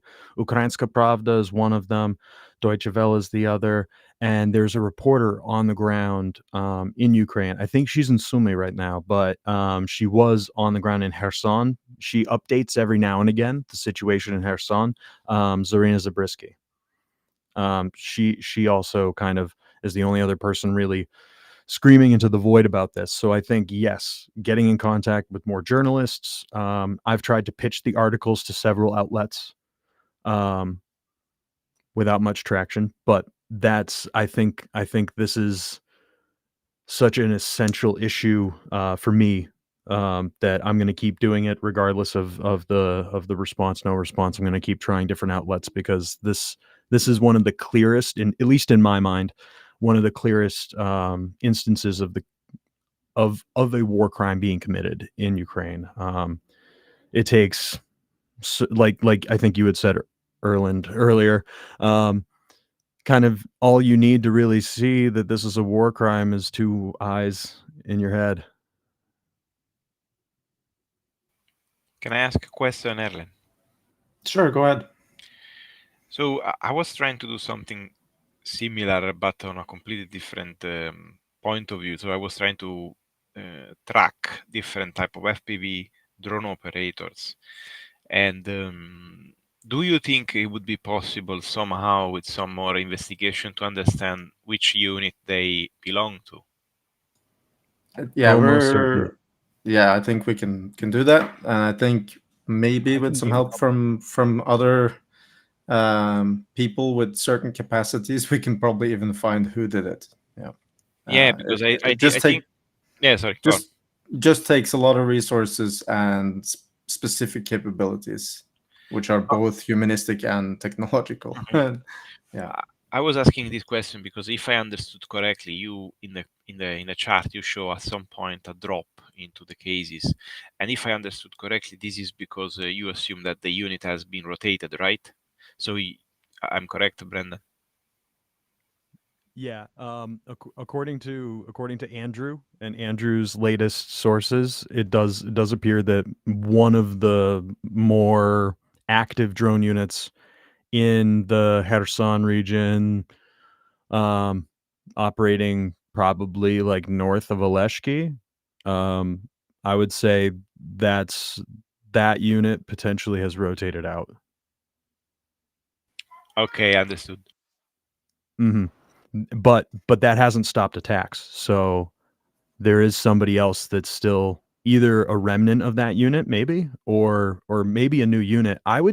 So this is speculation, but it's going off of a pattern. So what we were seeing out of these guys the last couple months, we are actually seeing like a lot of targeting of gas stations because it presents a captive target. So, like, I mean, you're not necessarily going to be able to see the sky, right? If your petrol station has a cover over it, so you might not notice the drone, and you're focused on filling up your car, and that's an active process. So a lot of the times, I think they were doing that because they knew they could maybe cause a casualty there, and take out infrastructure and take out a car. What they're doing now, I think, is going to buses. Now, they've attacked buses before, but like not as consistently in the last couple days as I've seen in the data that we have on the map. So you get these kind of like characteristics to the different drone operators, and I think, Daniela, I'm sure you you've really noticed this in terms of like how even certain pilots fly, and I know Andrew has picked up on this as well. And you can tell sometimes also by watermarks. There are some guys that leave like their little watermark because they're proud of their work for whatever reason. Yep. So we have a couple of more questions about Real quick, drone. Erlend, is the basement still kidnapping new victims? Yeah, the basement is still kidnapping new victims, and we're in Minecraft. No, but I just want to mention, because you said how can people help? I think that's maybe a good way too. Sorry, go ahead. Oh yeah, absolutely. Yeah, so we still have the questionnaire up, or the contact form up on our website, Touchnote.info. There's a link on the top. Join the basement if you want to dedicate, a few days of your week, or a few hours every day, or as many days a week you can. Then we will absolutely like to get in touch with you, and I'll respond to any requests of or any volunteers that say they are able to do that. And we're basically trying to achieve a point where anyone can do it with very, very even, let's say, limited understanding of OSINT in general. So we're developing different tools that makes it kind of like a game in a way. You just have a video player in a browser. You drop the link from the video over a list of links that we have, and press some buttons and decide if it, put in some information if there's a vehicle involved, if it's shelling, if it's a drone dropping grenades, or FPV drone, all kind of a plug and play solution. Because we kind of noticed that it's a challenging experience to jump into the basement as it is now, because it's a little bit overwhelming. So we're working on ways to simplify the entrance into the basement for new victims in Minecraft. Yeah, thanks. I think you had another audience question. Yeah, so it was, let's stay on topic. So Ozzy is asking, wire-guided drones, any news? So I've been looking at this in particular. I think it's a problem for Ukraine that Russia is using wire-guided drones. So the reference is to an optical fiber wire-guided FPV drone, which is its intention is to basically shield the drone against electronic warfare signals, jamming. It is quite effective at that, but the drone has, I must say, some limiting capabilities and factors incorporated into its design. From what we can see, this Vandal drone, as it's named, has some software limitations to it, where it basically limits its maneuverability, and that's probably required due to the fact that it's trailing a fiber optic cable behind it. So it is effective in the sense that it circumvents the problem of jamming, but on the other hand, one of the major advantages of an FPV drone, and I know that Daniele had to run, I think he had to catch one of his kids from doing something bad or something in the background there, but if he's back, he probably can comment on this.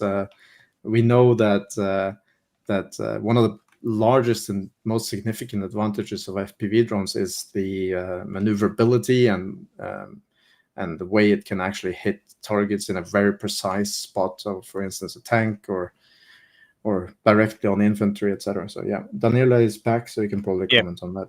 Yeah, regarding the wire-guided, I mean, I think the wire-guided FPV drone have their niche, but nothing more than that. Because as you brilliantly summarized, the main reason of using FPV is their incredible speed, nearly unpredictable trajectory, because they can completely change trajectory in a fraction of a second, and also their ability to to be guided regardless of any constraint. So if you have a wire, you can see directly from the video that something is done at a lower speed, and you can feel by even looking at the video that he's trying to be very accurate in the movement in order to don't entangle.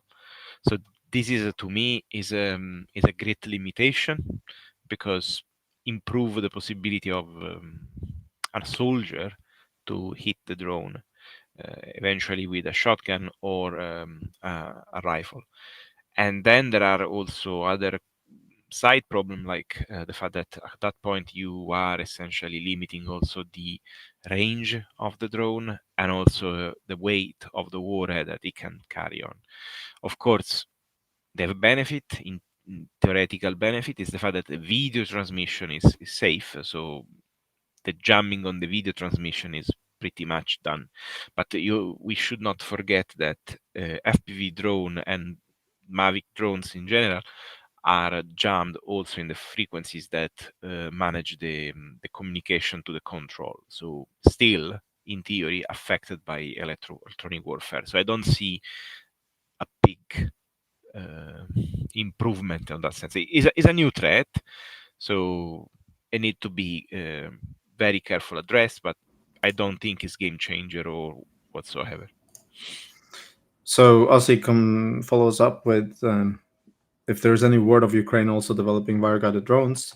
Well, I don't think I've seen anything about specifically to Ukraine developing wire-guided drones, but I want to comment that, in my opinion, this is not necessarily the best system to evade or circumvent enemy jamming. There are other methods which may be a little bit more complicated, but would preserve all the other advantages of an FPV drone.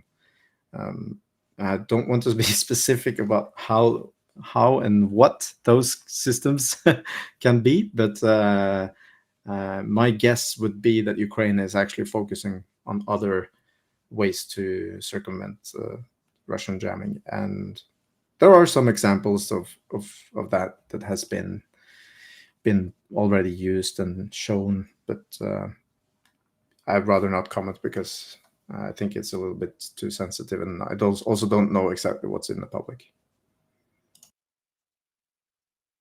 I'm an idiot, but I'm going to assume you're talking about some kind of autonomous guidance, like the No. No? Okay, well, I guess we'll leave it a mystery then. Do we have any other questions before we want to move to Daniela's article? Let's say, there's another drone question. Kellen Dunn asks, is Ukraine able to scale up their long-range drones? And I guess depends if more countries put the money on the table for the local Ukrainian arms industry. We saw, I think was it Lithuania put $10 million for the Polonezia drone. Yeah. That's great. I would like Norway to put $10 billion because we can afford it. Yeah, you guys put 50 million this week into UAVs. It doesn't specify long range, doesn't specify anything about like the specifics. Do you know anything about that, Erlend? What they are? No comment. I want the government to put 20 times that, because I think it's one of the easiest way to drive like a really big force multiplier for Ukraine.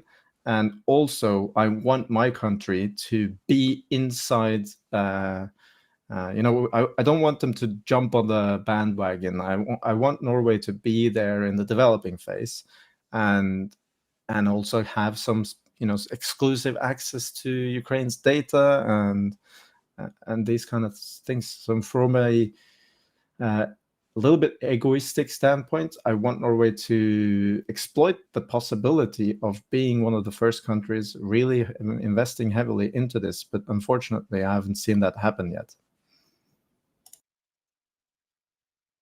Yeah, but I think we'll probably see. Like, I don't want to oversimplify the issue, but I think Andrew had a pretty good like simplification of it, that like maybe about $2 billion of foreign investment in Ukraine's drone program would be like adequate, right? Obviously more would be great, but like that would be, I think, a good place to start. I think we've seen something around like $500 million, and we're still seeing numbers like 10 million here, 50 million there, right? So we're just not seeing it on the scale that we need. But I don't know. I think like, I don't want to oversimplify it, but I think that's maybe about the size of it, right? We're seeing new approaches to investing in Ukrainian drone production, but it's like at a scale like 1/10 to 1/4 of what we need, right? Yep.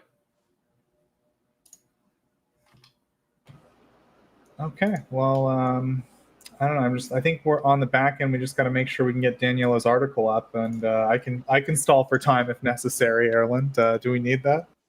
Yeah. 1 minute, please. Well, Tochnyi is an all-volunteer project, guys. We're just a bunch of folks who looked at all the mainstream coverage of what was going on in Ukraine, and we said, this is decent, but there's some things that they're getting wrong because they're just not taking the time to understand like the primary sources and have a background in analyzing those specific topics, et cetera, et cetera. So we did our best to sort of form a little collective of people that analyzes what's going on, and we try to produce research that's useful to the public. And yeah, we don't take any money. No one at Tochnyi gets paid for anything we do. We've tried to advertise the channel, but we do that just to cover our production costs. And I say this as it appears our website has gone down. So we are definitely, as you can tell, a volunteer organization that we maintain our own website with volunteers. And I don't know, we're gonna have to figure out what's going on, because like Daniela was going to present his article from the website, but the website appears to be down. Tochnyi.info. Never happen. Why now? So strange. Yeah, it's good. I mean, it's a good question, but I'm sure we'll investigate. We have lots of people at Tochnyi. As I was mentioning, we're a group of like-minded individuals of varied backgrounds. So there are people from specific backgrounds in our group that will be interested to know why our website is down. And if there are culprits behind said website being down, they might be interested in saying hello to them. But anyway, do we have, Daniela, do you have maybe a draft of the article? It's a bit of a disservice to our audience that we can't show them, some of the visual material, but do you think you could still present it? Yes, we can carry on with the Google Doc version, because of course as soon as so how the draft of the article works at Tochnyi. Normally we work on our personal Google Drive shared with other colleagues, and then once the article is over, we upload to the website. So even if unfortunately the article at the moment is not available on the website, we can still show the work. So I can start to share my screen. Just give me one second. Don't dox yourself, my man. Take your time. Yes. Don't worry, I will not dox myself. I thought maybe we could introduce why you started writing this article, because Yes. you did like one article and then this one was like a follow-up. Yes. So the reason why I started to do this research was not by just only my interest, but also because we had a first conversation with CJ, one of our Tochnyi member, who discussed with us about the production capabilities of barrels and of Russia industry, and he cited and reported us an article from I think was The Economist, And this article essentially stated that Russia had a pretty low possibility to fully replace their own losses in terms of artillery tubes, and essentially was quite optimistic, which probably is not completely false. But the problem that I had with that article was that it was not very precise. So what I've done at the time was to review all the references that the article had, and I discovered that not only this article, but many articles tends to focus only on a few machines that are very well known and their position is very well documented, and essentially the weapon factory in Perm, and completely neglect the others. One of which is so we are talking about radial forging machine. Radial forging machine are forging presses that allows you to apply a compressive force on a component, back on track, and apply essentially forces on a cylinder normally, or a tube, to change its shape. Most of the time you would like to decrease the diameter of this pipe and increase its length.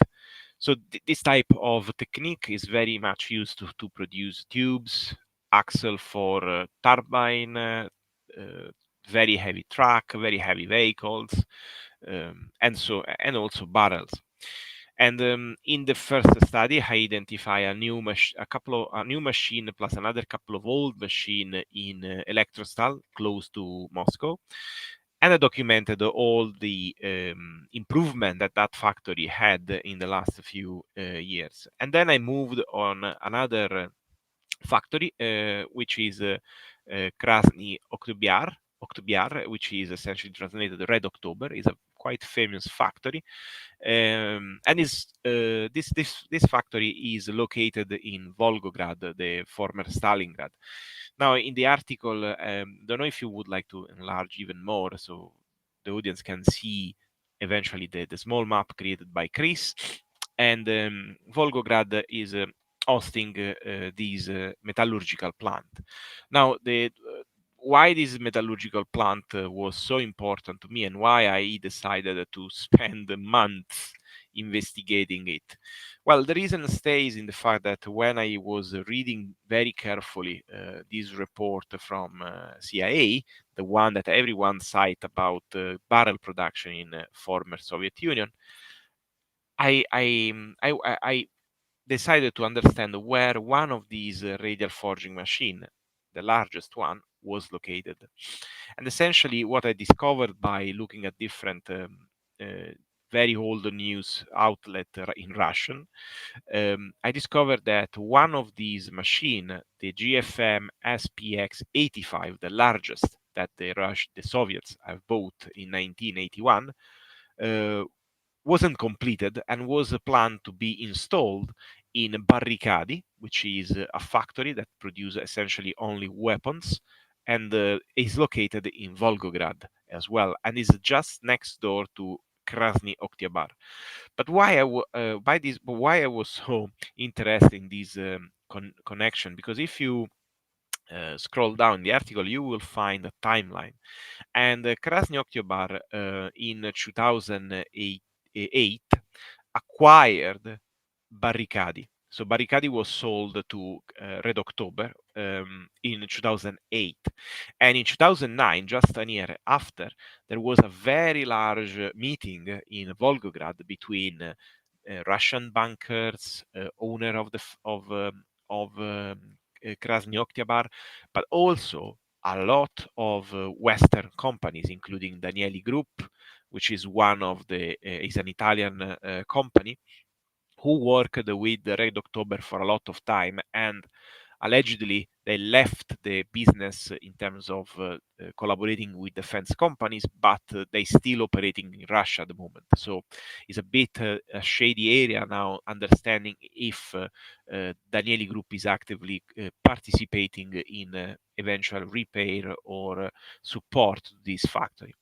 So in 2008, 2009, essentially Red October acquired the capabilities of entering in the defense market, not with non-manufactured product, which I want to make sure that the audience understand what I mean. Red October plant, since its inception, always produce for defense, but they produce raw material, bars, billet, component in a rough shape that then need to be more precisely forged or machined by weapon industry factories like barricadi, PO barricadi. So by 2008, 2009, Red October essentially have a full step on entire process from producing the cast. They have a lot of capability in order to produce a different and also very complex type of steel. They can forge them, and they can also now, from 2008, 2009, enter effectively in the production of the weapon system.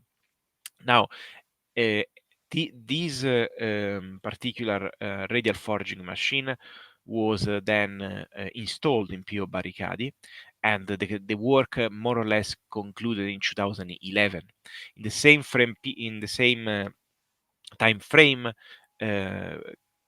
Red October has been further improved and upgraded thanks to the help of Western companies, essentially. And things got very interesting when in 2014, by direct order directly from Medved, TSK Titan, another very large factory producing a weapon system, was merged with the Barricadi, creating essentially the current Titan Barricadi complex, which is a huge factory, which has very large capabilities in the production of different weapon systems, including tank gun, artillery system, and also missile component.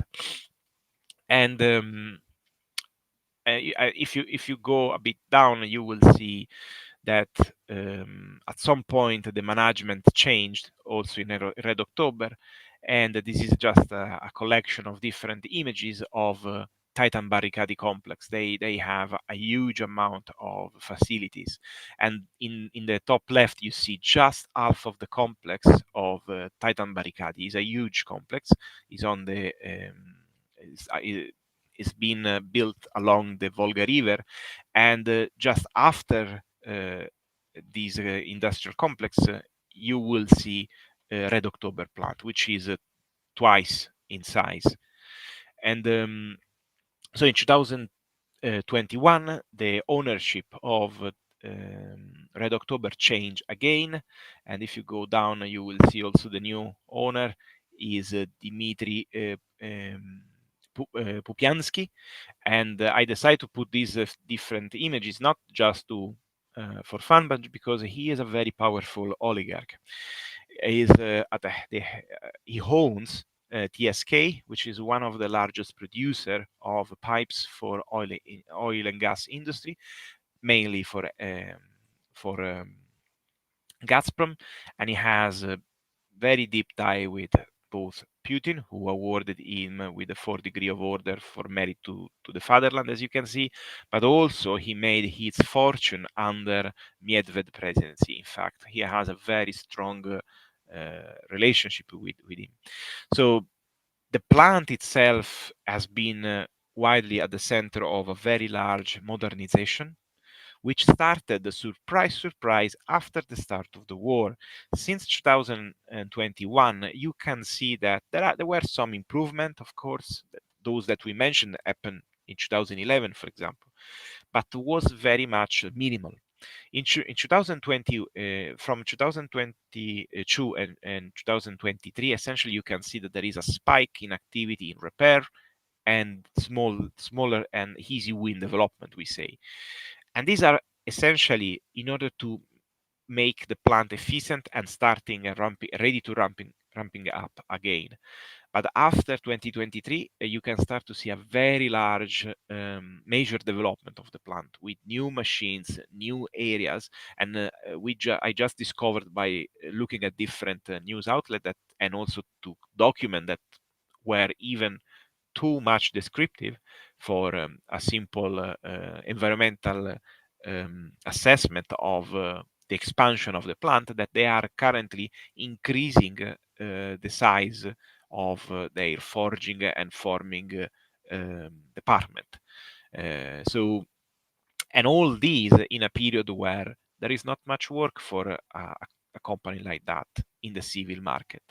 So this is another indication that this factory is actively working in procuring the raw material that the defense industry need to operate. And also we have a lot of precedent to this, because this factory has been providing Ural Wagon, Ural Wagon. I don't remember the entire name. I always forget about that. But with the thick sheet metal, so essentially all the metal needed to create the chassis of tanks and the infantry fight vehicles, they always provided the Sukhoi and MiG with different type of alloy for their turbines, and also they worked in collaboration with PO Barricadi to produce and procure pipe blanks. And pipe blanks are essentially forged long pipe that are used to actively produce barrel. So the entire article dive into different aspects, and essentially what came out from this investigation is that this is just one example of a very large industrial complex that is not meant for only defense production, but actively has an history and a planning with very deep ties with the defense industry, and also with the Russian government.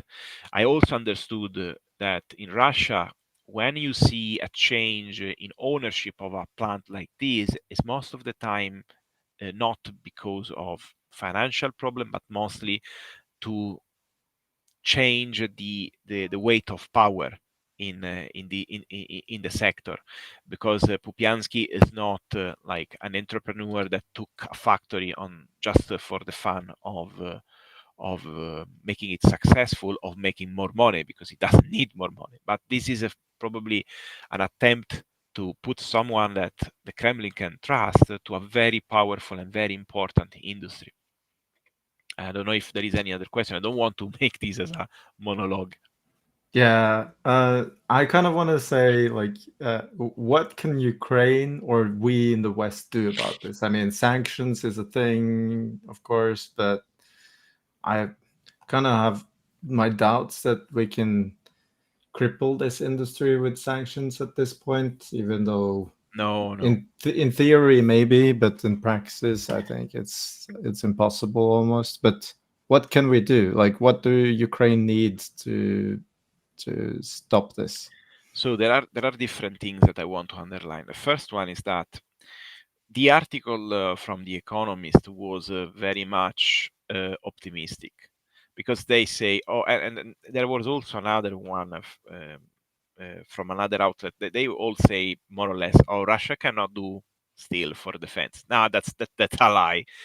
Russian can do steel, can do in large amount, and they are very good in doing this. There is no need to depict the situation with optimism, with the optimistic statement. They are very good at this, and they have, unfortunately, very good capabilities in terms of machines, because we built them, the new machine, and they also have the raw material. So there is nothing that you can do, even if sanction was 100% complete. They have gas, they have the rare earth and all the component for making steel. What you can do? So for sure, one thing that I was trying to understand is how we can avoid this plant to be upgraded. Now, if you look in the documents, there are a lot of information. I didn't put this here, but there is a list, like a shopping list of different type of machines that come from Italy, come from Europe, come from Germany. So How they acquire this? Probably not directly from Europe, I hope. And these mean that they buy directly from other countries like Kazakhstan, or trying to avoid the sanction from using third parties as an intermediary. And on these, unless we go down heavily on laws that impede essentially or enlarge the umbrella of the sanction, there is nothing that can be done, of course. Kinetically, plants like these have a different vulnerability. Now, today I didn't prepare anything, but I can do for the next time. But I start to look at different aspects. This plant need a lot of energy to function. So this one in particular has a very large power plant. So knocking down the power plant is not going to destroy everything, because these are also very robust factories. So it's not very easy to cause significant damage. So if you destroy the steam plant or the power plant, well, you stop for a few months, so even more possibly. If you destroy the cooling system, another few months, as has already been done, if you remember, in the other metallurgical plant. And if you start to hit gas or substation, then you make very difficult to restart it, and also you may cause not planned damage to the machines, because they immediately get cut by cooling, or they don't have power, so something else can happen. So if Ukraine want to get rid of this threat, because the problem is also this factory may have not so far done much, because they are on an upgrade moment. So they are trying to upgrade themselves. They are trying to arrive to a point that they can sustain the requirement from the defense industry. So the point is, if we allow them to reach that point, then we will have a problem if the war continues for another couple of years, because at that point Russia can start to reproduce stuff, and this could be a problem, and also could even increase their air defense systems. So eating them as soon as possible would probably allow more time to understand what to do with this war. So my point is, probably there is no other way than kinetic to stop them for being a threat. And even if the war ends tomorrow, to me these are dangerous factories. Why? Because we are in front of a revanchist country that for more than one time decided to go against the lawful world order. And if you continue to allow them to have such facility that can produce war material, in another 10 years, we will be to square zero. So we will be back to the same problem. So I think, yeah, a kinetic solution is the only things that I see at the moment. Can we fiddle with the Siemens software somehow? Nah. I don't think, if there is something that can be done by Agra, I don't know. But for sure, this plant have survived a lot of time, and I don't think they are so easy to be hacked, let's say. And also, it depends on what the hack is going to do. If it's not going to make anything like major happening, it's not going to be effective. They can restart in a couple of weeks, a month, and then it's done.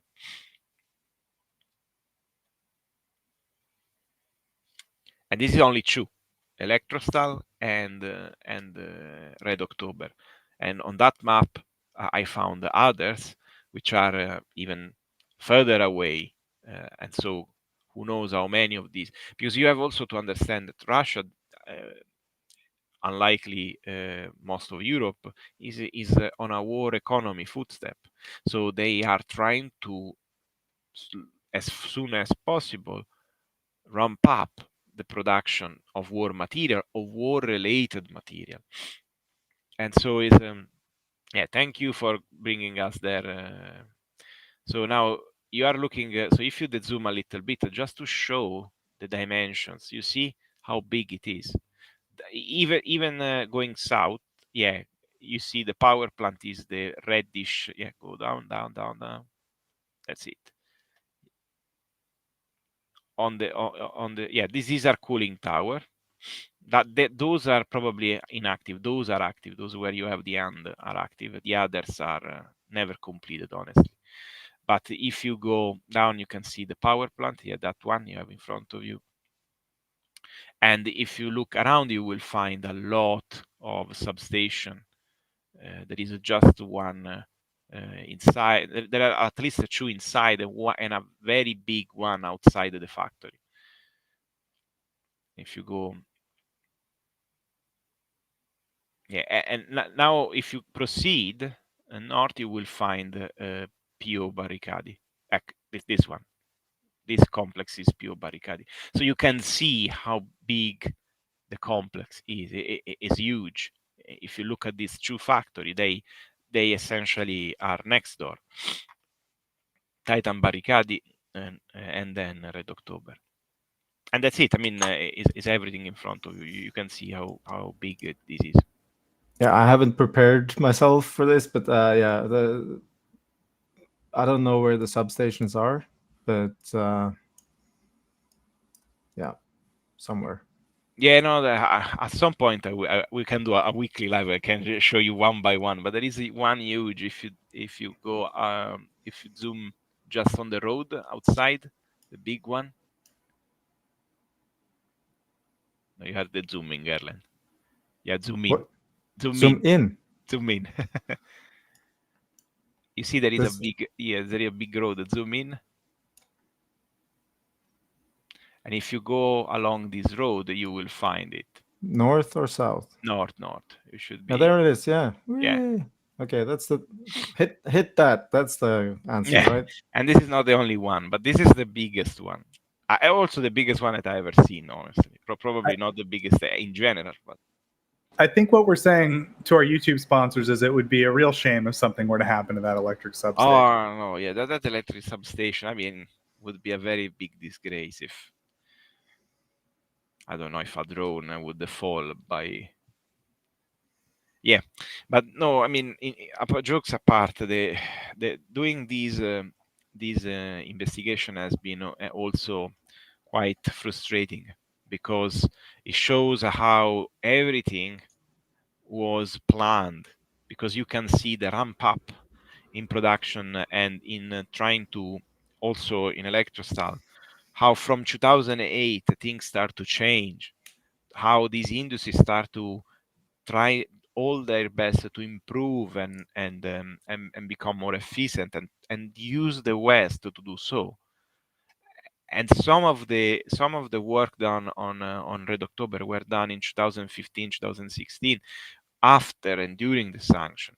Now the problem is that how is possible that what I discovered, which is based on mostly public available but very well hidden sources, was not aware to people that made business with these guys, because we are talking about more than 200 million euro. Only the forge, only the installation of the radial forge was more than 40 million, and another 120 were just for modernize Krasny Red October. So a lot of people made a lot of money, but at what cost? Because now this factory enabled in the past and are going to further enable an aggression, a war aggression. So it's very sad, especially because one company, and I say this loud, Danieli Group, never learned the lesson, and they've been caught doing the same with Myanmar. So we need in Europe, we need to be very strong with this type of companies, because okay, work is important, but there must be an ethic, because otherwise, I mean, Russia is an enemy of the West, and companies did all their best to weaponize their industry. Because just to let you know, these SPX 85 It's not a civil application radial machine. It can be used for civil, but found me an application where you need a 203 millimeter mandrel. I mean, it's strange. So just for the listener, the 203 is the peon caliber. That's a Russian-made artillery piece. Yep. For the people who don't know. Yeah, we're not getting any questions. I think that means that you're talking about some very, very complicated issues that most people don't have any expert knowledge of. Daniele, and thank you for doing this research. It's very well within the scope of our mission to find things that are not being talked about in the mainstream media, and hope someone, some journalists picks this up and makes some references to us. That's not the important part, but that this kind of topics gets some more attention. In Italy, it's kind of like I have this breath of desperation every time I mention this, because they don't really follow up and sanction the people responsible for this, and they should. I think only 5 individuals in Italy have been sanctioned, and very few companies have gotten any reaction by the authorities. So, no, yeah, it's very frustrating, very frustrating. It's not just Italy, though. I mean, yeah. I mean, if I have to be honest, Electrostal has been built by Germany, US, and Netherlands. I mean, US have given probably the largest contribution in manipulators, and Germany in radial forging machine. Thank you, Germany, and in furnaces for smelting steel of different types. Netherlands, a very powerful open die press. So that is a nice factory. Otherwise, if they don't blow up, which at the end of the war they should disassemble and remount in Mariupol, so they have a new factory after they destroyed one as a reparation. That would be another possibilities, but yeah.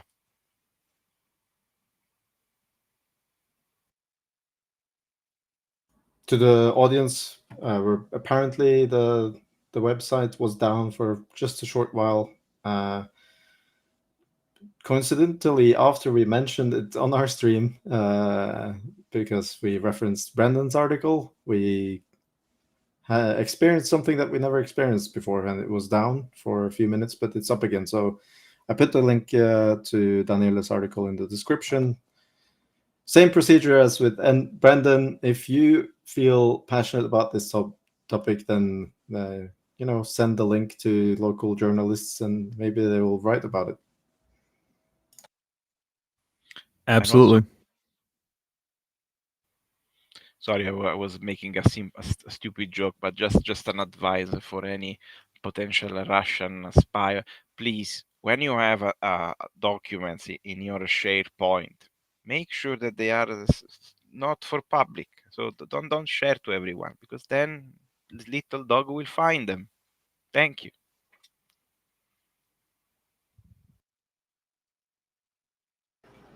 Well, I think we are going to wrap up there. It's been a flurry of segments. I hope everyone enjoyed listening to the show. Thanks so much to our live listeners. Thanks to the people watching the video after the fact. We appreciate all you for tuning in to Tochnyi Weekly. We broadcast every week at 2100 Kyiv time on Sunday. And so, yeah, we thank you so much for tuning in. Thanks to our panel for producing all these great segments and answering all of chat's questions. And thanks again to, just everybody. I'm feeling pretty good, in a good mood. The one last thing I wanted to mention was we put out an ad on the website and on the last broadcast for an editor position. We've gotten a couple applications, so we're going to probably go ahead and start with the interview process on all that pretty soon. But if you want to slip in a late little application, we're happy to take it. So yeah, if you're interested in that kind of position, we don't really demand that you have existing audio or video editing skills. We could probably teach you what you need to know as long as you have kind of the time and the dedication to learn. So yeah, if you're interested in applying, you can go to the website and learn about everything you need to know there. As Erlend mentioned, the basement, which is what we call all the good geolocators that work with Mr. Andrew Perpetua, they're also taking on new people. So geolocation, a very valuable skill, as is video editing. So if you ever want to practice and maybe help out Ukraine with either of those things, feel free to check them out. And I think with that, we'll go ahead and wrap up. So thanks again, Erlend. I saw you pulled something up. I'm just curious, did you want to say something? Yeah, I just wanted to say thank you to Andrew and everyone that is helping out in the basement, since you're on the thank you track. Look, this was 6th of September, all the geolocated events. It's a lot, and it takes a lot of time and effort into verifying geolocations and also making geolocations, because GIC is in the jungle, and the basement has been in kind of like a state of emergency, because GIC is a very, very valuable contributor, and he is now on a very well-deserved vacation. But still, on the 6th of September, we managed to get all these geolocations put into the map. I think that's quite an achievement. Yeah, so if you guys want to participate in recording all the stuff going on, then go ahead and contact us through the website, through the applications. So I think from there, we'll go ahead and wrap up. So again, once again, thanks to our audience, and thanks to our panel, and Slava Ukraini. Herojem Herojem slava. Herojem slava.